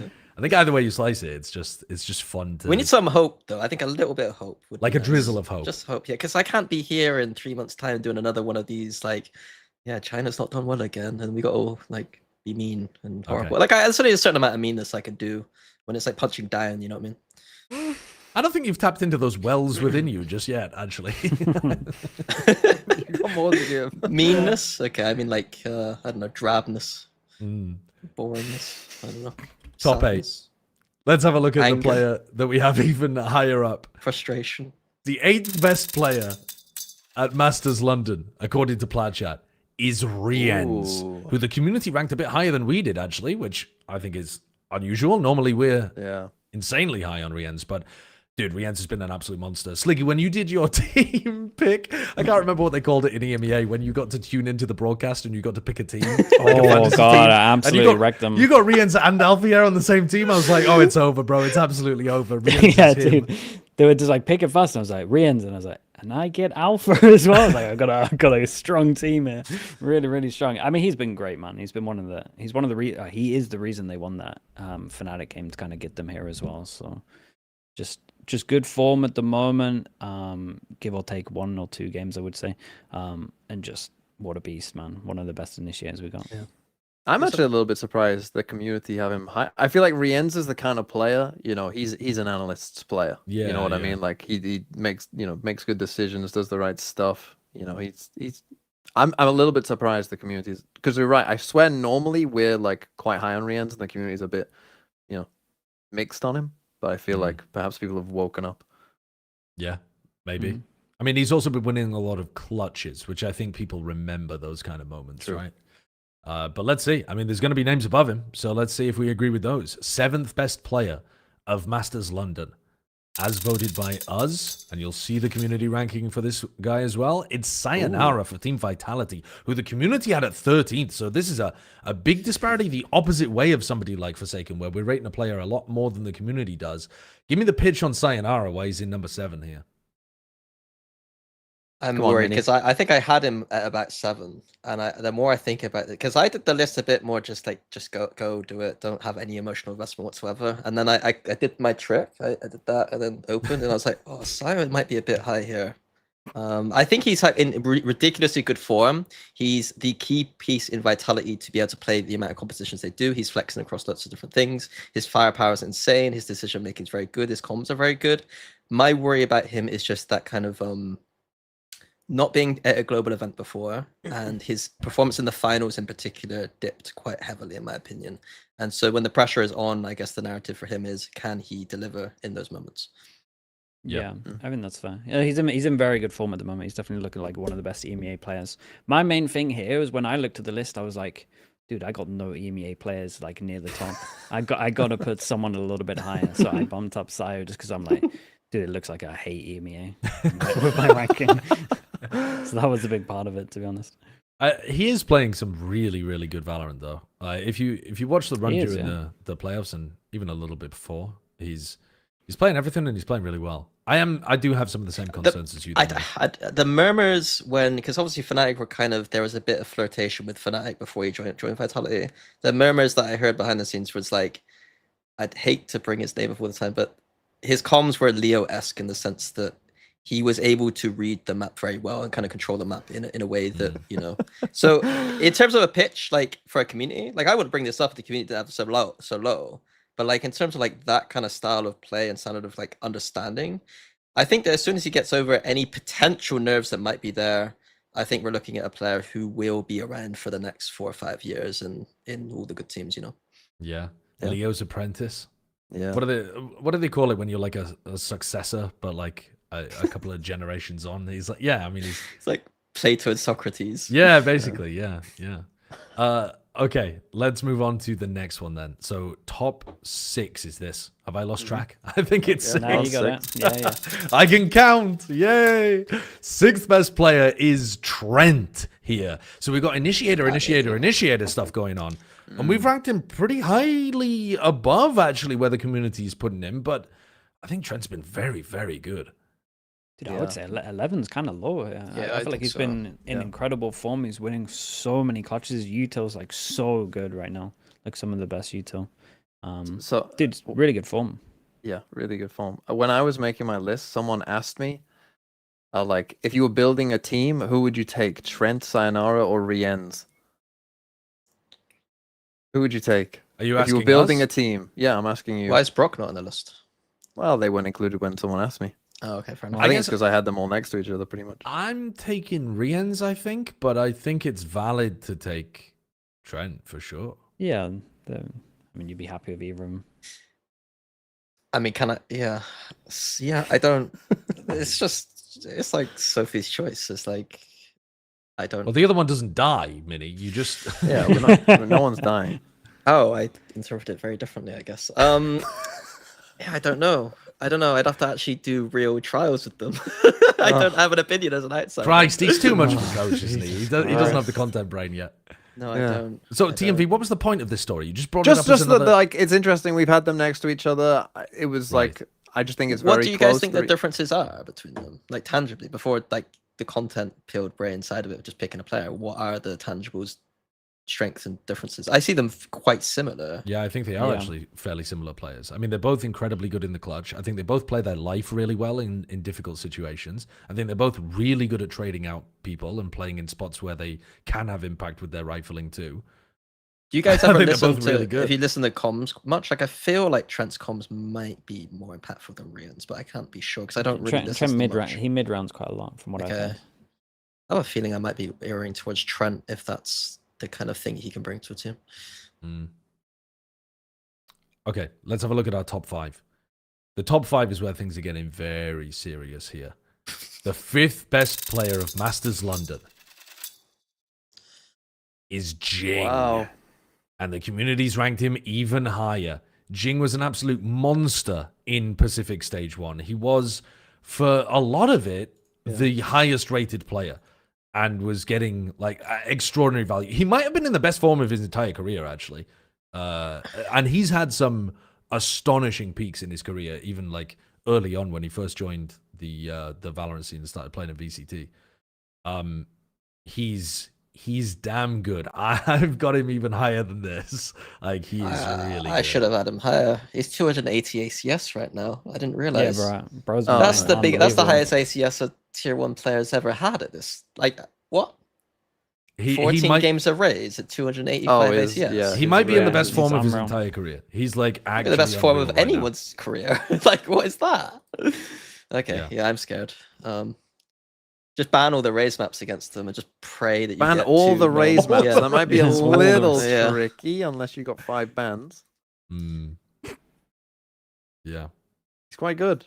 Nah, he's very good at the moment. And even like when he does go on the other roles, like Omen on Breeze, like he's still putting up numbers. It's obviously not raised numbers, but still high. Yeah. Yeah. He's one of the only players where I'm down for them to not play as much Phoenix because his raise is So good. that damn good. Yeah. He's just the best at it. I mean, to Yeah. be fair, I punished him because I thought it was boring to put too many paper rocks at the top. Crazy. Here's a stat. There you go. 100% win rate on the Raze maps. It's not Yeah. 100% on the other maps. You do It's not. literally have to target ban the Raze maps. I'm not lying. Like you just Yeah. target ban Raze maps. There are only 3 maps right now they're playing on Raze. You ban one of them, they pick one of them, and then you ban the other one. And just Yeah, pray and okay. pray in Yeah, some valid. way Starting they 1-0 don't pick down. one of them as well. Yeah. Okay. This is an insight into Mini's coaching strategy here. Find sort by ACS. Holy fuck! Ban all of his maps. The early strats, I got a lot of sleep. I didn't have to do too much. He's thinking 6 weeks. What the fuck would I do with 6 weeks if I was Yeah. in each? How you do on the Holiday day? for 3. Meanwhile, boasters just there like, oh my god. fourth best player of Masters London. Somebody that we've ranked even higher than Jing in some of the best form he's ever been in. Our fourth best player is Brock from NRG. And we've ranked him a fair bit higher than the community. I think Brock was an absolute monster. I think Brock is one of the biggest reasons that NRG are here at this tournament going on that lower bracket run, because he was astonishing. He was so good. Another question, because again, like I don't usually watch games from a player point of view, and obviously I'm not endemic to Americans in the same way maybe you are, Josh. But like, what does Brock do outside of having the Odin and playing Sova? What does he do? I would say that other people don't. I would say on defense side, because a lot of the Odin is a big part of the game, right? But if we're talking outside of that, one of the things that I think Brock does best is tied into the way that NRG kind of play. I think they have some of the best defense side protocols. So, like, the way that he uses his utility, the timings he uses it, and the reasons he uses it, I think are some of the best out of all of the initiator players. And I think the way then that he, like, falls back, spams angles, his timing on things, I think all of that is just immaculate. And he puts his opponents in such difficult positions, because you are worried about the Odin. You are worried about giving the guy too much like room to be able to do stuff because you're scared of him. He just puts you in really uncomfortable spots, I think. He is really different to Trent and Rians. Like, we were talking about Trent and Rians before, and like they fit into a, I think, really classic initiator archetype, whereas Brock does stuff a bit differently. I mean, I would also say he doesn't give his life away like ever, and he's also just a big game player. If you look at his like best performer, I think he was the best performer out of every region in terms of playoffs, I'm pretty sure. And then just at the same time, man, like you fear playing him, that you can't play normal against him. It's so weird. It's so weird to be like in a 1v1 and go, I have to actually swing this guy, because if I do that jiggle stuff, I'm dead. Like to play differently and to think in your mind, you have to now do this differently because of the guy you're playing against. It's so hard to play against. He's probably like the only solo player that's ever felt like he's playing an anchor role, in the sense that like you would go to a Vice site and be like, oh, it's fucking Vice here, got to deal with the Vice. And you're just sat there thinking they're probably the same about Brock, I guess, gone onto a site like you got the Odin there with the Recon and the Shocks or whatever. Far more than probably other initiator players, I would imagine. Yeah. Yeah. It's impressive that he keeps... people love to cry about the Odin, but the fact of the matter is he was better than everybody at Champions, and he's better than he was at Champions now with the gun. Like, he actually has... They've nerfed the maps to do with it, and he continues to find new ways of using the weapon in, like, incredibly annoying ways to I think to the play thing is against. as well, he's like, I just went through it. I didn't even realize this, but just going through like the game that they lost against G2 in the low final, like he's positive in every map, even though they lost. His form, Like is he's just so consistent as well. Like we've talked about, like with Rien's, like Rien's has had some incredible highs, but he's had some games where he's been like not that amazing, or just like okay, and Heretics might still win. You might still do your job pretty well on Recon, but he's just so consistently good. He's also able to flex to that Vice. He was doing it on the 2 maps, I think, but now only probably Lotus because they were banning Split after, which I guess is like before I was like, this guy can only play Sova, and the fact that he's able to, his agent pool doesn't seem wide, but the fact that he's on Vice and still doing quite well is also a great sign. And I mean, it does kind of go hand in hand with that Odin kind of style. I think that he's got an agent there that he can just do some stuff with. By the way, he's playing Brimstone on Fracture. Oh. I'm not gonna say that NRG's Fracture is elite tier. I'm not gonna try to sell you on that, but I am gonna tell you that Brock's smokes are really interesting. Like, they've done a lot of theory. I imagine that this has come from Boncar. I don't think this has come from Brock. I'm not trying to say that he's like a fucking hidden prodigy on smokes or anything, but the theory that they've done and the way that Brock then implements it is really interesting and different to what the other teams are doing. So he's In what ways? Like, so like when they join the smokes up like together, they like, put them in different places to be able to get in. So like when they do a B retake smoke, instead of just smoking off arcade, they smoke for themselves to all run through as they pop out through Jenny. When they do the attack, they sometimes do, because they have Waylay in their comp as well, sometimes they want to push Canteen or push Jenny instead of going site. So they smoke on site between Dice and not the back wall, but like the front slant. Yeah. So that you can then go off in the opposite direction. Like, they have a lot of different smoke theory on this map compared to what you would normally see from people, which you know, it's just like he's not just jumping into a new role and doing the normal stuff. He's actually being asked to do stuff that's, I mean, maybe it's easier when you've never played the fucking agent before and Boncar just says this is the right place to smoke. I don't know. Yeah. But it's interesting at the very least that he's like always doing different stuff on the agents that he's playing. And now he's got a stim pack for his Odin as well, so that's even scarier. Yeah. But I mean, he like literally for the people that like aren't knows about Brook, and I imagine the community rating him so low, dude. 1.46 KD in playoffs, 162 ADR, 150 ACS in playoffs. That's fucking mental. Yeah. That is mental in playoffs. He should be higher personally, but here we are. Well, let's have a look at who is higher. We're now getting into our medal positions, the podium spots. Top 3 player at Masters London. Something from Wow. Paper Rex. The community ranked at number 2. We ranked at number 3. I mean, I think something's a fucking freak, bro. He is so damn good. As soon as they swapped him over to Jet, the stuff that he's doing with the op, with the shorty, with his attack, like he's got it all. His stats are outrageous. The impact is unbelievable. I think he's fucking insane currently. Yeah, I think he's unreal. As soon as they moved him off of the neon, like it maybe had 2 weeks of the neon, and then just moved him away from the neon. It's like, holy shit, this is this is who this guy is. He's one of the best in the world. He's unbelievable. He's so good on the Jet, man. And he just takes over so many games. I'm interested to see if he can get away with like similar stuff. He uses the shorty quite a lot of like abuse, I would say, in terms of when he like dives in. It's always like how he gets a second or third kill if he's like in a weird situation. That shouldn't be a kill anymore. So I'm interested to see that. But Oh, yeah, the shorty was nerfed alongside all the other ones, right? yeah, Yeah. and especially how, especially like his style of play as well. Yeah. It's like The directly after updraft that. on top of you, shorty. Falling Yeah. down. What is that going to, like, do any of you have a good read? I'll be honest, when I play the game, I never did the shorty stuff in ranked. I should have, but I never did. I was just too shit and too focused on all of the other stuff that I was doing wrong to ever try to optimize by buying a shorty and doing any of that stuff. So I jump into the game and I literally can't tell because I'm too shit to know. And I haven't watched any pro matches with this new like setup. So what is the vibe on how viable that stuff is now? Okay, I've been playing quite a bit of ranked. The unfortunate thing is the shorty in particular, I do buy it quite a lot, but I'm too shit and die before I get to use it. But I have been buying the Judge and Bucky, and the Bucky feels awful, and the Judge feels tangibly bad.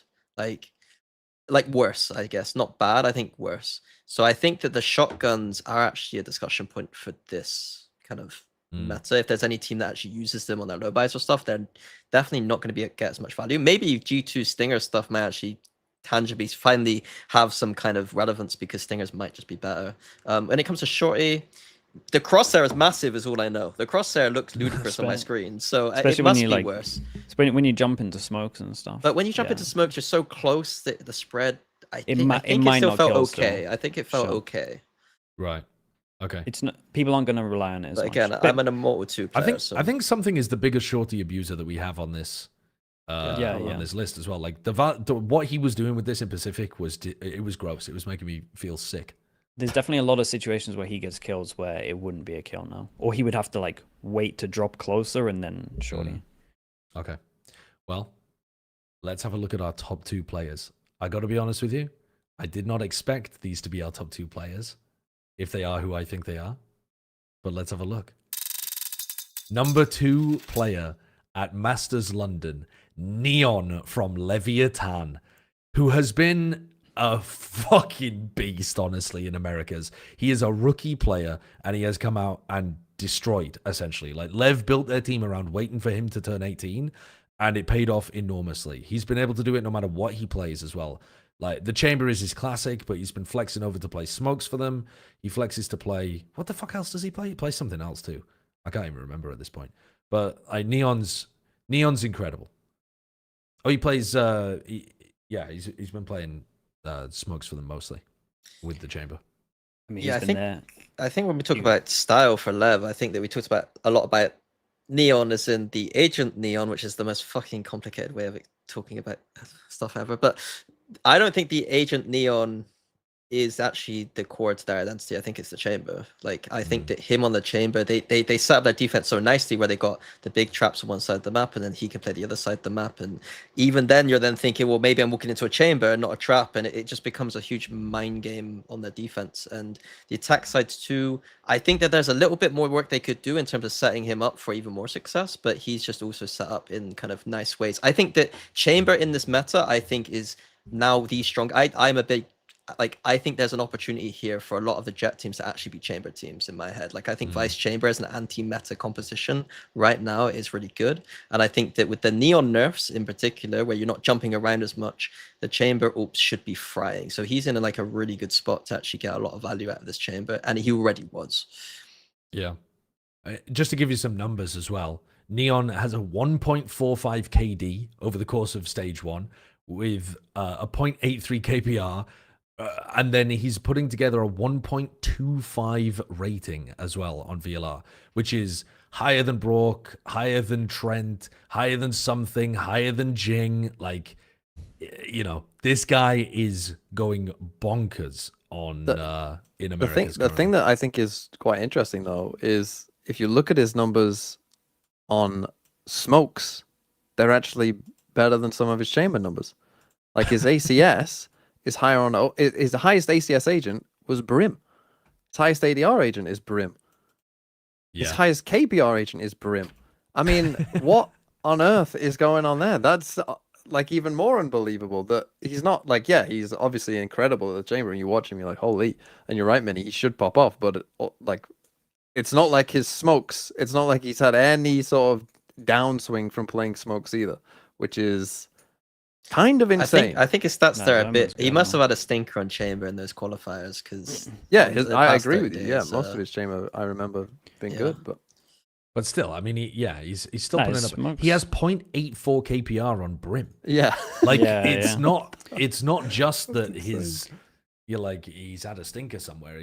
No. I mean, if you looked at the past 30 days on his stats page, his ACS looks bad as a chamber player. It doesn't look great, but I think he's had a stinker past qualifiers for WC or whatever, and so it looks worse. But in stage 1, his stats are unbelievable. Yeah, I mean, he has. I mean, if you look at just stage 1 chamber, he has a 1.26 rating.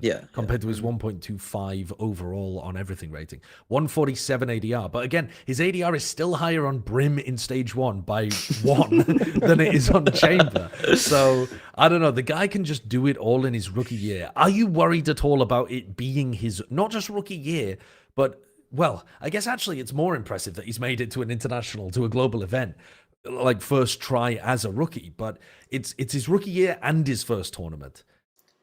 Is he likely to suffer for that?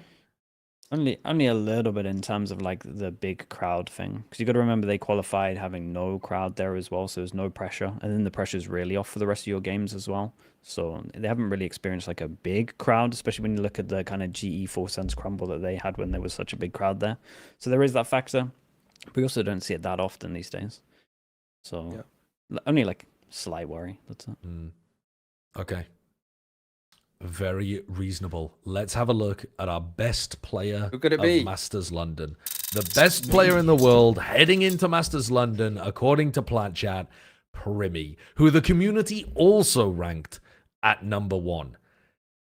Primmy has been tearing people apart in Pacific. He's been absolutely dominating. I think they really simplified things for Primmy and copied a lot of what PaperX was doing.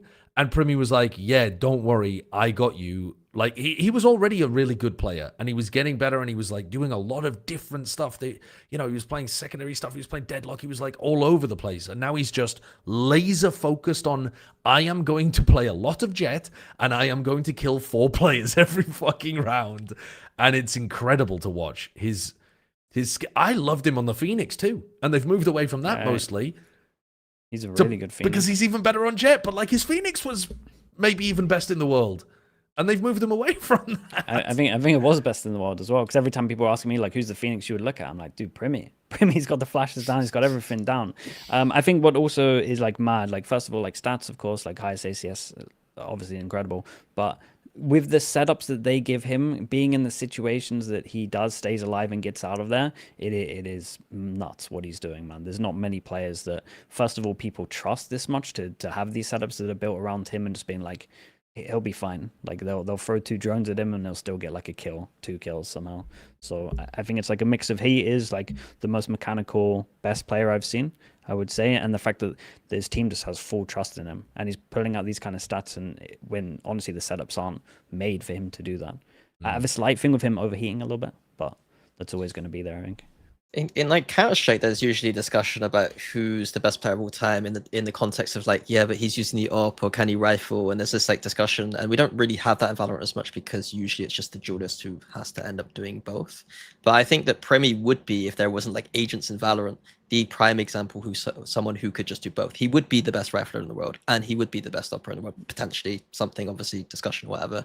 But like that's like how good his mechanics just seem. Like his movement in particular when he's doing the rifling is like, it's literally like he's in a class of, like, he's ahead of everyone else. Like he knows there's stuff about the game in micro-wise that other people don't know, and the way he's like tapping his crouch key and all that kind of stuff is just like he's dodging and weaving like a boxer would in Valorant, and it's just like weird. Like it's truly weird. But then he picks up the AWP, and he's also doing, there's weird stuff he does with the movement with the AWP too, where he's like stutter stepping. He will never stand still. He'll always stutter step and do things. And I think it's just in his head, he just knows that you just can't stand still in this game. And he's just like the prime example of just, I think, being ahead of people mechanically. Yeah, it's not just aim; it's like the movement. Like it is his movement. He's got the best pre-aim as well. It's like it is just the pure mechanics. He is just above everyone in terms of pure like mechanics, dueling wise, shooting wise, movement wise. Just the overheating's my only like worry. But the fact is, I hadn't seen him up until this year, and I'm he like, wasn't doing it very much. This guy's unbelievable with an op. So he can actually do it all. I do think the narrative long term for him is going to be he's in a team where he's like how I thought about Durka when he was early on in Fnatic, where like we're obviously having to build around him a lot more because he's probably a lot better than the rest of the team. I think obviously past this tournament in the future, in the future years, it will be interesting to see how he kind of develops or slots into a team where he doesn't have to literally drop nukes every single game. Like, I think his play style, like me and Sliggy were having this back and forth a little bit yesterday about like, Sliggy was saying he makes a few mistakes. And I was like, well, maybe that's because he's on this team. He's having to do a little bit more like silly things. He knows he's got to take over. Like, I wonder where that line is, whether it is him genuinely making those mistakes or thinking he has to make more plays because, you know, he is clearly the best player on the team. I think he's also improved dramatically in the last couple of years. Like when you think about where he was when he first joined, what was the team even called, man? I've forgotten. Talent.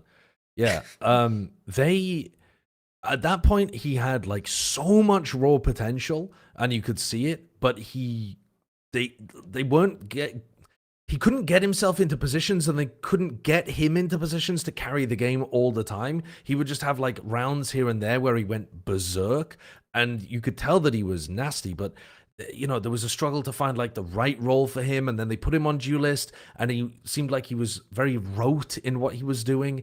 Whereas now it's like, it's fucking fluid, bro. I love watching him play duelist now. He's just jumped into it and gone so much better. It's beautiful to watch. I wish we had demos, man. Like it pisses me off. Like I feel like I say this every few months on Plat Chat, where there's a player where I just want to watch their demo. Like give me some demos of this guy. Like make me let me watch him. Like I think one of the things maybe at London I'll do, I'll immediately ask EVS if they could just record his POV, so we could just like sit there on the desk and just watch Primi for 3 minutes and I don't say anything because that's gonna be more interesting than me chatting shit. I mean, it really would. No, I don't mean. Holy! Accidentally, Jesus, you really don't like my Alan's. No, but I think like doing that kind of stuff, if the players were okay with it, oh man, that is such nice content. Just like let's watch a full round. Yeah, we watch POVs. I mean, we record POVs a lot. Like I'm allowed to ask for like. I mean, obviously, I wouldn't. No, do I a mean full running 3 it minutes, on the show. I mean running it on the show for an extended period of time. Like you tell him, like that would get POV of very a player. nice viewership. Yeah, yeah. I think it's under tapped him. I've been asking every single week our producer to like I gave them a player every week. Amazing. Okay, well we'll tap into it. We'll make this happen. I think it'd be so good. I think the players though would object on the basis that you are like, you know, it's not something they can't. because there's no demos in the game, and Sliggy's talked about this before, you are just at the whim of whatever the observer shows. And if it's something that's particularly setup related or whatever, then showing a lot of how they play is a bit. But I of a mean, we're talking about detriment, but- mechanics, not Oh well, yeah. setup, for- and for even Premier setup. I mechanics, think that I think it's overblown. That like showing it, it just like I was having that joke in your chat the other day. I sat there watching a mini map at 3 a.m. trying to figure out a Viper Yeah, orbs yeah. are. Like it doesn't. It just takes a bit more work. It's just not that big a deal. Yeah. Like Yeah. All right, we've been a bit distracted here, though. I wanted to ask you guys a question before we jumped into looking at individual top 10s or the top 20 or the community list, that kind of thing. What I wanted to ask you a question of was, are there players that you feel like are missing that we are now about to go and see in the like 15 to 20 area? Are there people that when you saw that list, you were like, what the fuck, where are... did we do top 10 or top 15? I've forgotten already. We did top 10. We did This top- is the... well, Oh, this we is the submitted top top that we did. 15? Yeah. We submitted top 15, but we just looked at the top 10. So we will be able to look at the... Is there 15, anyone 11 to that 20. isn't in the top 10 that should be in it? Is basically the question. Yeah, that's my question. Like, just Okay. gut check right now. Because I think there's. I had Valen quite high. I would say there's a few. I would say like Valen, Kiko, maybe. yeah, Anyone had, from Paper X. Patman? I had him quite low, but Except Patman, I was Patman- surprised to Patman. not be here. Patman, I Envy, thought has been Devi, playing really you could well. argue for. You know who I think. Yeah. TMV's on the Bukashu train. We're gonna. No, wait, Look, wait, I've prepared. My I'm- lawyer I'm- has prepared a speech for this. Are you so- on Bukashu train? I thought there was another player. I'm on the Chichu train, personally. No, Oh, it's the other player you TMV. I'm thinking of a different player. than Chichi. Oh. Bukashu. Oh, Who? you're thinking about Sop? Oh my god, he's his own Oh, paid. Sop. Yeah. I mean, look, I Oh, put Sop. Sop in my. Look, do I expect you, the cognoscenti, after what I just saw from the power rankings? Do I expect you? Half these people won't even watch the single fuck game. Let's start there. Second of all, even you don't respect Foot Mini. So what am I expecting? I respect. Well, that's what you say, and then you rank them 10th. Okay. let's have a look at the players who got missed off the list, but were still submitted. So this is our 11 through 20 and the points that they had as well. So Kiko, Patman, Vukashu, Valin, Chichu, Benji Fishy, Sato, Baby Bay, Devi, and Chronicle. Which I think it's a pretty fucking decent list of people that got missed off. The things that are missing here in my head are I had Whoop on my list, and then Yeah. Happy Way as an honorable mention. Yeah, Not Happy even in Way. the top 20 is Sure. kind of crazy. Yeah. I think Benji's like a nice pick, but I didn't. Yeah. I would also argue. I had this debate with myself as well because I did put Patman on like the end of my list, but I was thinking like, Envy or Patman is like a debate that people have had. I would say they're roughly the similar caliber, and that Patman is here and Envy is. Well, but Patman, but hold on, that is So different. you think because- Patman is definitely better than Envy? No. Hold on. Can Don't we- put words in my mouth, you little slimy Brit. What I'm saying is that Patman is the major reason that Global Esports got to where they are and looked like True. they could punch up. True. Whereas Envy's a piece in a machine that's way better than Global Esports is.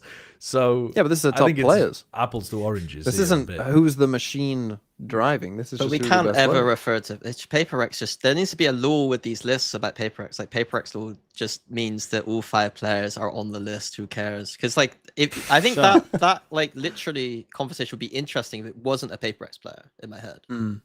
But I Yeah. do agree that like Patman's in a position where he's having to be a star player rather than a kind of piece of the machine kind of thing. But then it does highlight the kind of complete fraud in the idea. Yeah, of these because lists, if but- Patman was still on Paper X, and he played Well- like, you think he would definitely make where he is now? I think he's getting. he was boosted playing up 'cause like he's he having to be a was- star player. If he was playing like a star player while being on Paper X He'd and be running higher. around and getting all the kills, then he But would he be can't. even higher. Yeah, but he can't. Because Probably not. I something and agree Jing with have you. already got all the kills. I If don't Jing's think that's- getting Yeah, I agree. 290 ATS. There True, isn't kills true, to true, get. true. Yeah, I agree with that. But that's just, I mean, at that point, you can't say, what if Yudotan was getting all of the kills? Oh, yeah, no, then no, Patman wouldn't be on the list. I think Patman has to play a different style than what he was on PaperX, but I do also think that he has come into his own. Like he seems like he's got a lot more confidence now than what he did in PaperX. I think I'm as a not player, arguing he's Patman's improved. position. I'm totally happy with Patman to be, Uh-huh. Mm. on this list. I think he's very good. I think he's amazing. Okay. No. It's just- I'm just saying it's that, a like, discussion. why I think that if he was on Paper X, he may not perform as well. And I don't think Yeah. it's just because he's a cog in the machine. I think back on his Paper X stint, there, like, I worked with him a little bit. I know that it felt like he had, he's coming into a big team with big expectations, and that's very different than being on a global esports. And I think he has grown as a player since Paper X. That's what Alex was saying as Yeah. well. Yeah. Shall we have a look at some Oh no, what we should look at is the. No, let's do individual top lists before we go into the community lists. Actually, Sure. yeah. So let's have a look at some individual lists. Should we have a look at? Does anyone have? You know what? I'd like to start with TMV if we could, yeah. Because TMV's got a particular agenda here that we've got to. Holy! I didn't realize you put him number 1. You put him number I one. thought you said. Right. I thought you said you put him number 4. Yeah, I did. In my actual list, I put him Your 4. But for actual- Plat Chat, I tried to get him in on the top 10 list because I knew that you frauds wouldn't put him high. So I had to bump him up to try my best to get him on the list. Right. I know you, particular Baldy, perhaps you, Minnie, as well, are against me in this. I'm going to argue now. This might take a little bit of time. For Vukashu, why he's up there. Okay. So, number 1, we all agreed that DRG were the worst team. This team, his team, for those of you who haven't watched DRG, their team is one man. He wears a jacket that on the back says V God. It's Vukashu. And there are 4 other players who are, I would argue, maybe an average China team level. Maybe even slightly below. And he will carry them single-handedly. He will take them in his arms and carry them to Masters. And he has done it again. And this is the thing, this is not a one-off. He has consistently been one of, if not the best player in China. And what I would say is, I know what you're already going to come back at me at. Like, oh, he's, I don't like his setups. I think I heard you say yesterday, Josh. Oh, I don't like his setups. Yet Minnie made the point for Vukashu not so long ago when he was talking about Primi. Oh, maybe Primi sometimes feels like he has to make a play. Vukashu, it's not maybe he has to make a play. He fucking does. Because the rest of the team is not doing nearly enough shit. And so, I don't like his setups. Yeah, motherfucker, of course you don't like his setups because he's having to 1v4 every round and that's in his head every single fucking round. If you had to 1v4 every round, you probably wouldn't play perfectly around your cyber setup either, would you? Exactly. That's the first thing. The second thing is, teams know this. You go and watch. I went, like, literally when you were talking about Vukashu yesterday, Josh, you rage baited me so much, I went back and watched the lower final just to reconvince myself that I was correct. And I was. Because here's the thing. You were talking about XRG's Lotus. On Lotus, they, do a lot of C hits or whatever. You're right. Against JDG, they won 13-0 on Lotus. Do you know how many times they went C in their 12 attack rounds? 7. 7 rounds of just a straight C exec. How many times did they do a straight C exec when Vukashu was on C and they knew he was there? 1. They fucking avoided him like the plague. Because of course you fucking would. Because why would you run into this guy when you got 4 other people you can easily kill? Or the fucking hardest fucking Mount Everest to climb in the fucking world? Of course you're going to go the other way. And the thing is, they won. Oh, you don't like his fucking setups? On defense side in that lower final that they lost, they won 19 rounds on defense and lost 29 rounds. Okay? So not very good. They didn't have a good defensive performance. Okay. When they went to Vukashu's site, or when Vukashu was the primary defender, they won 9 and lost 6. So compared to 19 and 29, half of the rounds that they won pretty much were just when they went to Vukashu. The odd times that they chose to do that. Because no one ever fucking would. Because this guy carries this fucking team harder than anyone else. And the point is, if he was not playing on DRG, if he was not playing in China, obviously his stats wouldn't be quite as high because China, we agree, is perhaps a little bit of a lesser region. So I accept his stats wouldn't be as high. But the thing is, you've got it in your little minds. Oh, he's just farming this shitty little region. He wouldn't be good in other regions or whatever. He would be fucking insane in any other region. Any team would be better with Vukashu. He's amazing at just playing the fucking game and shooting people in the fucking head. We're going into a Jet Phoenix meta, motherfucker. Everything's gonna be about just shooting people in the head. Vukashu's the GOAT. That's where he wears V-God on his back. Okay. I mean, He's not on your list. round of applause for TMV. I mean, that is an impassioned speech. I mean, my reasons for not being as big on Vukashu is, by the way, I still think Vukashu's a top 20 player at this event. I just couldn't justify putting him on the list because I think that Chishu unfortunately mugs him because his stats are basically identical to Vukashu's in playoffs. But then, so I put Chichu at number 9 on my list, which I think is pretty reasonable. And I was considering putting Vukashu on somewhere around like, 17, 18, something like that, where I had it kind of happy way. Chishu's stats are identical, but I think they do genuinely have better setups to try to help their team and help them. And I think that style scales better at globals. When Vukashu went to a global before, he played fine. And when Chishu's been to globals before, he's fucking torn people up. And so, admittedly, it's only one global He's that on a Vukashu's ever much been better to. team. Like, No, again, but yeah, but he still tears people apart in China. yeah, but the thing is, this is what you don't consider. Individually. He has a good team, so he can play a normal game. Vukashu can never play a normal game. He's playing a different game. He's playing a 1v4 simulator. See, the funny thing is, though, Vukashu is left alone a lot because they won 4 and they won 3-1 a ton, and Vukashu's left alone, but he does do what you say. He doesn't take any risks early. He's like, right, well, time for me to come in as the janitor and clean up this fucking mess that you made, the rest of you. And he has to come in and, like, Yeah, all the mop up. time. Yeah, He's playing yeah, a yeah. different video game. And the thing is, any team who plays against them knows, why would I ever go to him? He's getting fucking nerfed by these things because no one's playing normally against him. If he was on an amazing team where, we can't go this way because that player, we're going to have to go here, he would be even better. What they should do is put cipher cams closest to the barrier as possible on one side of the map. Run Vukashu. Why am I so blurry? Yeah, I was gonna lost say, even I was more gonna say, is pixels. this camera got worse somehow? It's crazy. Just when you thought it couldn't happen. Christ, it's like Eternal Sunshine of the Spotless Mind. I'm like disappearing. Yeah, it's not gonna get The better. camera can't tell where the person is. I was gonna make a joke, but now I forgot what it was. Oh yeah, couldn't Vukashu? They could literally put a cipher cam one side of the map and then just run him the other side of the map. Yeah, Open that's what they cam probably to should do. hear, so that they hear. Go the other Yeah, side of the yeah. map. Oh wait, Vukashu's there. Like that would be. Yeah, he should again, that's always why I play don't need away 6 from his weeks, setup. Sliggy. Like again, we've done our anti-strat already. We've anti-strat ourselves. Vukashu's got a new style of play. We're good. We've won. Brilliant. What, and the other 4 just sit in the spawn? They can be like backup singers. They can like help them out. Backup singers. Let's have a quick look at Mini and Sliggy's list if we I mean, unless there's more things that you want to prod at and in mind. On the Vukashu thing. Well, just in general as we're just glancing at these Interesting. setups. I think Chronicle is an interesting one. I think people flamed you for Chronicle. But Yeah, people were flaming me for Kron, but I just find it really difficult. it. I think Kron Chronicle, has that man. historic thing, and I saw him play pretty well at the end of playoffs. I think he probably shouldn't be making a list like this if he wasn't Chronicle. yeah. Yeah. But that's the thing. But I think a lot of viewers he is. or people who chat seem to think the list is literally the top 15 form of the event or something. When it's like Chronicle, you can't say anything against Chronicle. Like, Well, I mean, the trick is with these top 15 lists, it's whatever the fuck you decide the metrics are when you make the list. Yeah, I mean, it's a exactly. well, I blend of changed all of metric it, for every isn't single player. it? Yeah, No, that's the problem. You changing your own list. Yeah. Yeah. I think Sop is probably too high for me, but No. Durka being at number No, 12. he's- See, I was We flirting agreed, with Durka. Vinny. I flirted with Durka too. I yeah. flirted with Durka because I thought, oh, Neon Nerf, he's going to be like in there. And then I was thinking back and I was like, but he actually wasn't that great at this. Yeah, but this I think what stage. I do is I plant little bombs in my list, you know, and then I look smart if they pop off. So Durka's just a little bomb. No, dude, there.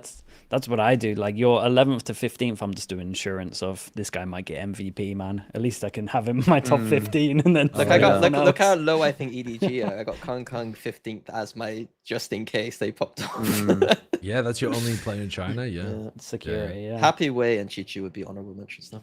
Okay, let's have a look at Sliggy's insurance policies. Wait, how many Paper X players has he got? Has he got the 5. whole squad? He's got dude, the whole squad. Oh, but do He's you remember collecting them like Exodia. Sideshow, remember 2 years ago, you didn't have a problem putting all of Fnatic on there, but because it's Paper X, you can't do it anymore. We used to put them in the top 5, the top 6. You guys have forgotten everything. No, Put them on I the did- list. That was pre-partnership, surely, wasn't it? Or was that the Super Team? No, it was I can't 2023. remember. That'd be super team, surely. Yeah, it must have been the Yeah. Super Team. No, fair enough. Valid. But I think at the time they had way better players than the pack, whereas it's a bit more difficult to justify now, isn't it? No. Yeah, back then there was more have and have nots in 2023. If you look at Sure. Lock-In and fucking, I mean, there's a lot They're of the lot of bombs. heaviest favorites since Toronto Yeah, Fnatic. yeah, yeah. So No, it's no, just I like think it's totally. valid. I the think it's Tokyo absolutely fine. Fnatic. Wait, yeah, at Lock-In, yeah, you wouldn't have super put you put 5 Fnatic players in the top 15. No, I can't remember. Nah, I can't no, remember. Lock-In, Tokyo. people thought we were winning Lock-In. Well, no, sorry, but Lock-In was like What I meant was, at 2023, there were so many bad players at lock-in. Do you remember how bad like a lot of those Sure, players yeah, were? Sorry, yeah. I was just using it as an example. Yeah, I mean that is the notable thing about your list for sure. Is that you've Yeah, but got dude, them all in I there. think it's valid. it's completely valid. I can't believe more people didn't do it. You were all fine with Fnatic. I think it's because it's content. You've got to pretend that it's not true. We Do you all think it said they were actually the is most true, though? favorites. Like, do you think I they're said all there's Vaporx law. individually better than the other people? Yep. I think so. Okay, Bah. all right. It's 'Cause I- roles. Like we I- got. It's like what you were saying the other day. We're comparing an apple to a tree. It makes no sense these lists because we're literally comparing Divide to Kong Kong. It's like how the fuck do you do that? No, yeah, that's yeah. Yeah. No, the entire The real process list is will be the 10-hour podcast where we go each role 1 to 15. That's the next one, Holy, okay. and yeah. I will be making that podcast. each with Kurt. roll 1 to 15 when there's 12 teams at the event. We are gonna struggle Adding with that 3 one. in, yeah. The flex I want to players are see coming who in. the worst player at the event is in each role. Well, me and TV might have just recorded a podcast where you're in luck, Minnie. Oh, Okay. God. That's savage. That is savage. Okay. We do have some other people though that I'd like to check in with. I'd love to check in with Finesse because he was supposed to be on the show, unfortunately wasn't able to last minute, and he prepped a top 15 list, and I know that he wanted to, and I'm sure he was shilling hard for the Paper X guys because he something number one based. Primi and Jing top 3 insanely based, but then Forsaken Divide Oh, he's an envy hater. 5th, 6th, no envy. Dude, no Pat, man. Oh, Just forgotten he's a about him like hater. that. I thought he was going to put Paper X 1 to 5 and then Pat 6. I thought that's the level. Yeah, he that's was what gonna I be thought. on. Kiko 8 is I think Ethan 10 really is very high. interesting. Ethan 10 is super high as well. By the way, both of them above Brock.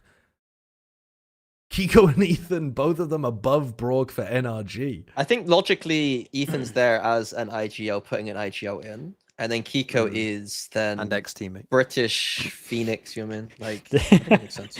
There's But- no, but- there's no Brock, but there's 2 Satos. I assume one of these was supposed Two to be Brock. Satos? 2 Satos is crazy. I think one of them must have been Brock, right? But he like Maybe. inputted it wrong or something. Either that or it was meant to be Envy. Oh yeah, it could have been Envy actually. as well. Yeah, that's a great point.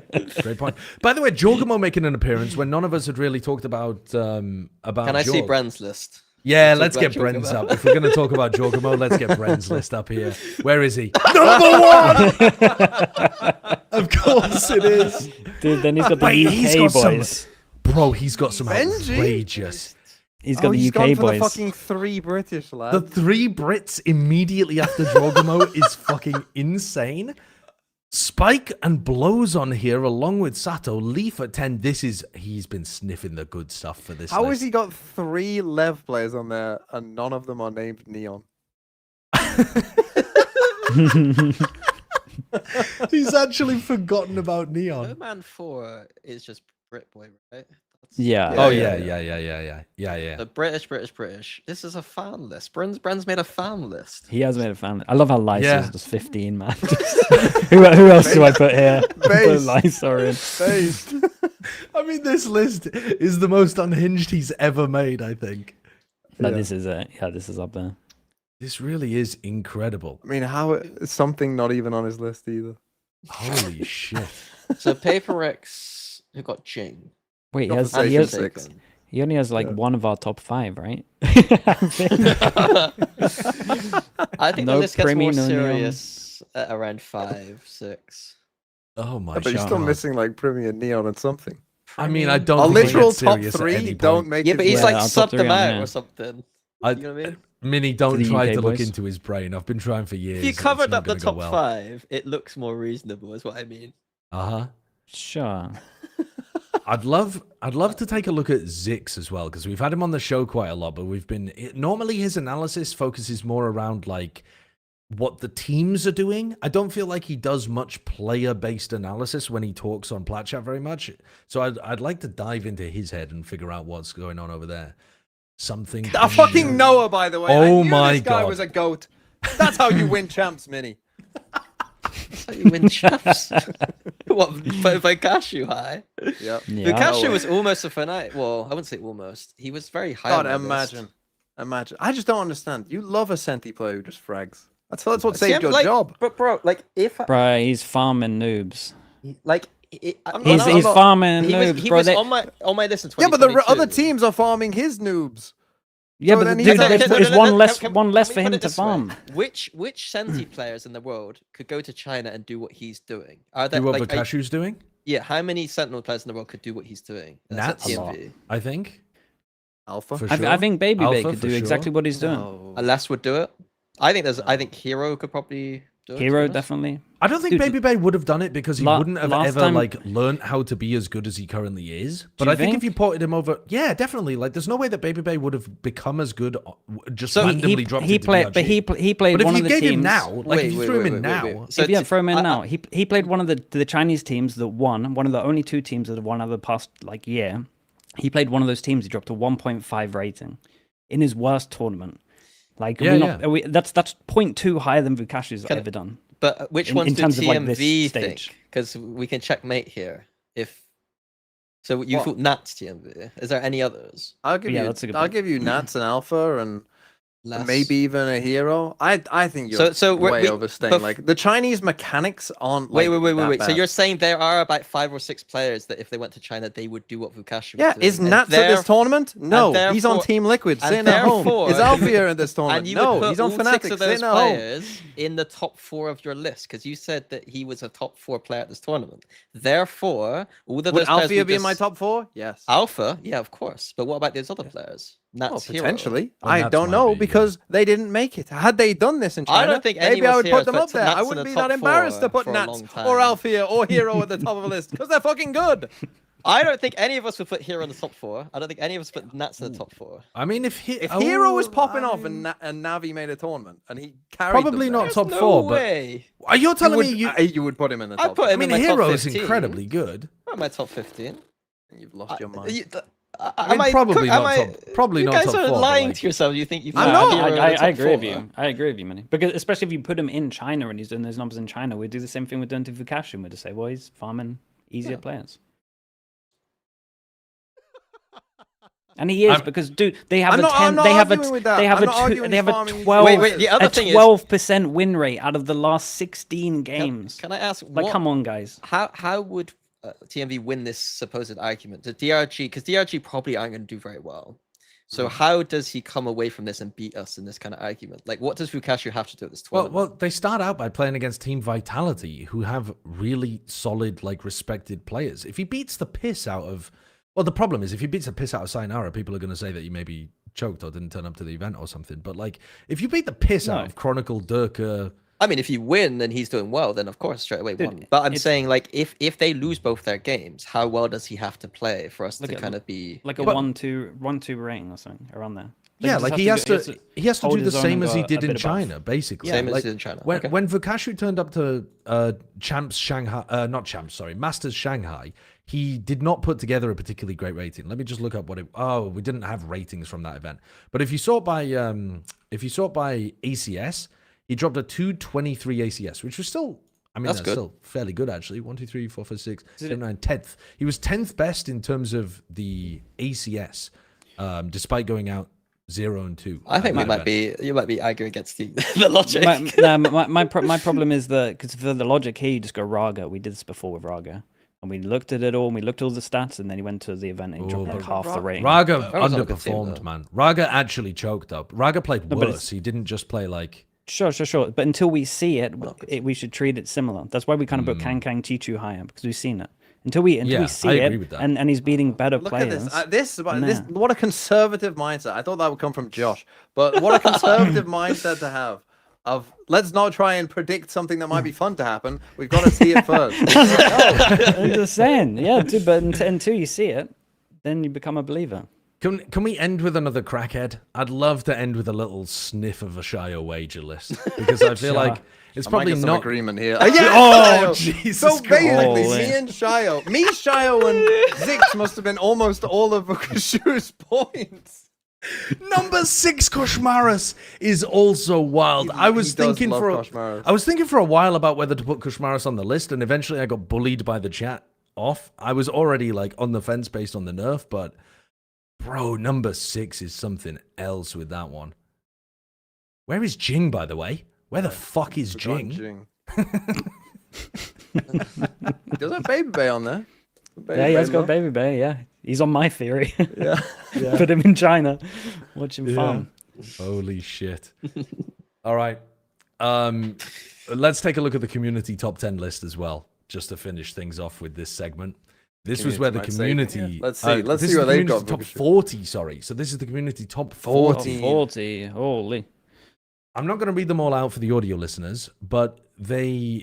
I'll read out. You know Top what? I'll read out 23. the What top. the fuck are these people watching? I'll read out the top 10 for people. So the community had Primy, Something, Jing, Neon, Forsaken, Patmen, Rienz, Brock, Kung Kung, Kiko as the top 10, which I think is actually a pretty decent top 10. It's just Nah, that's good.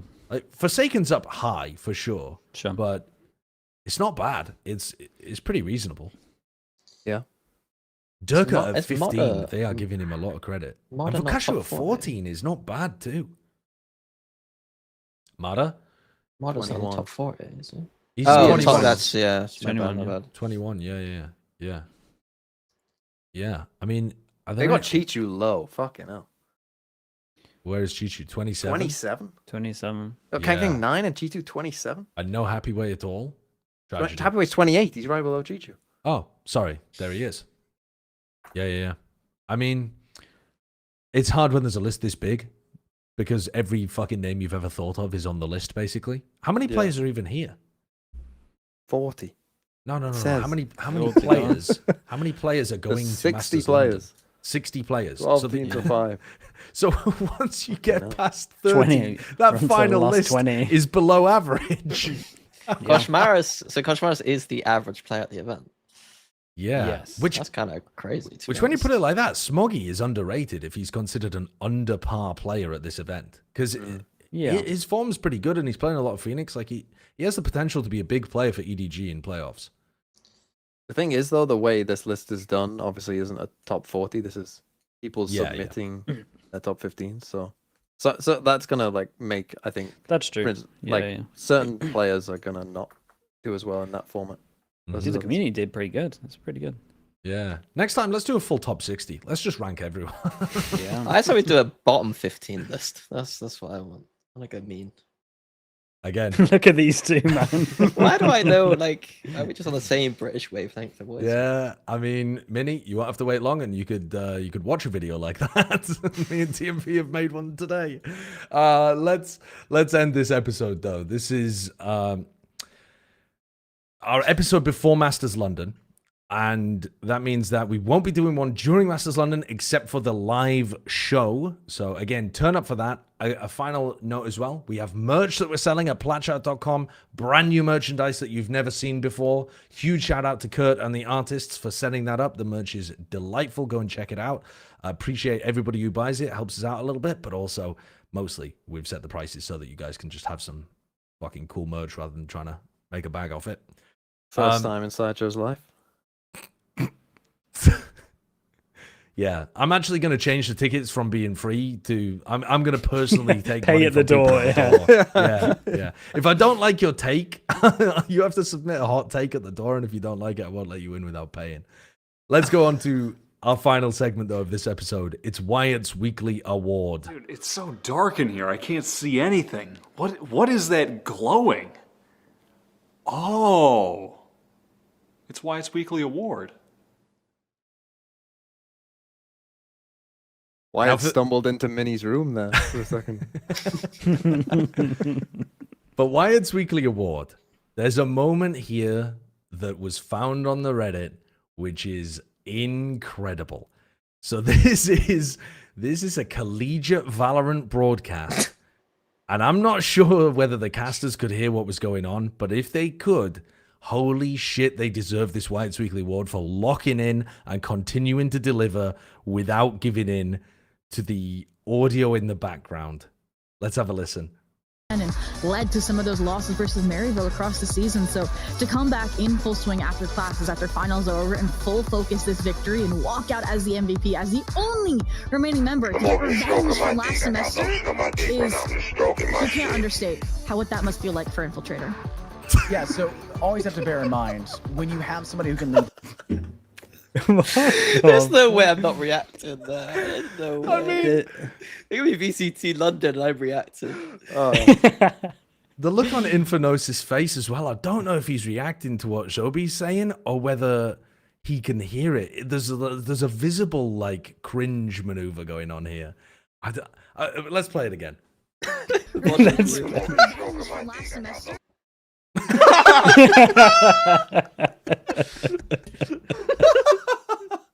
It's so good.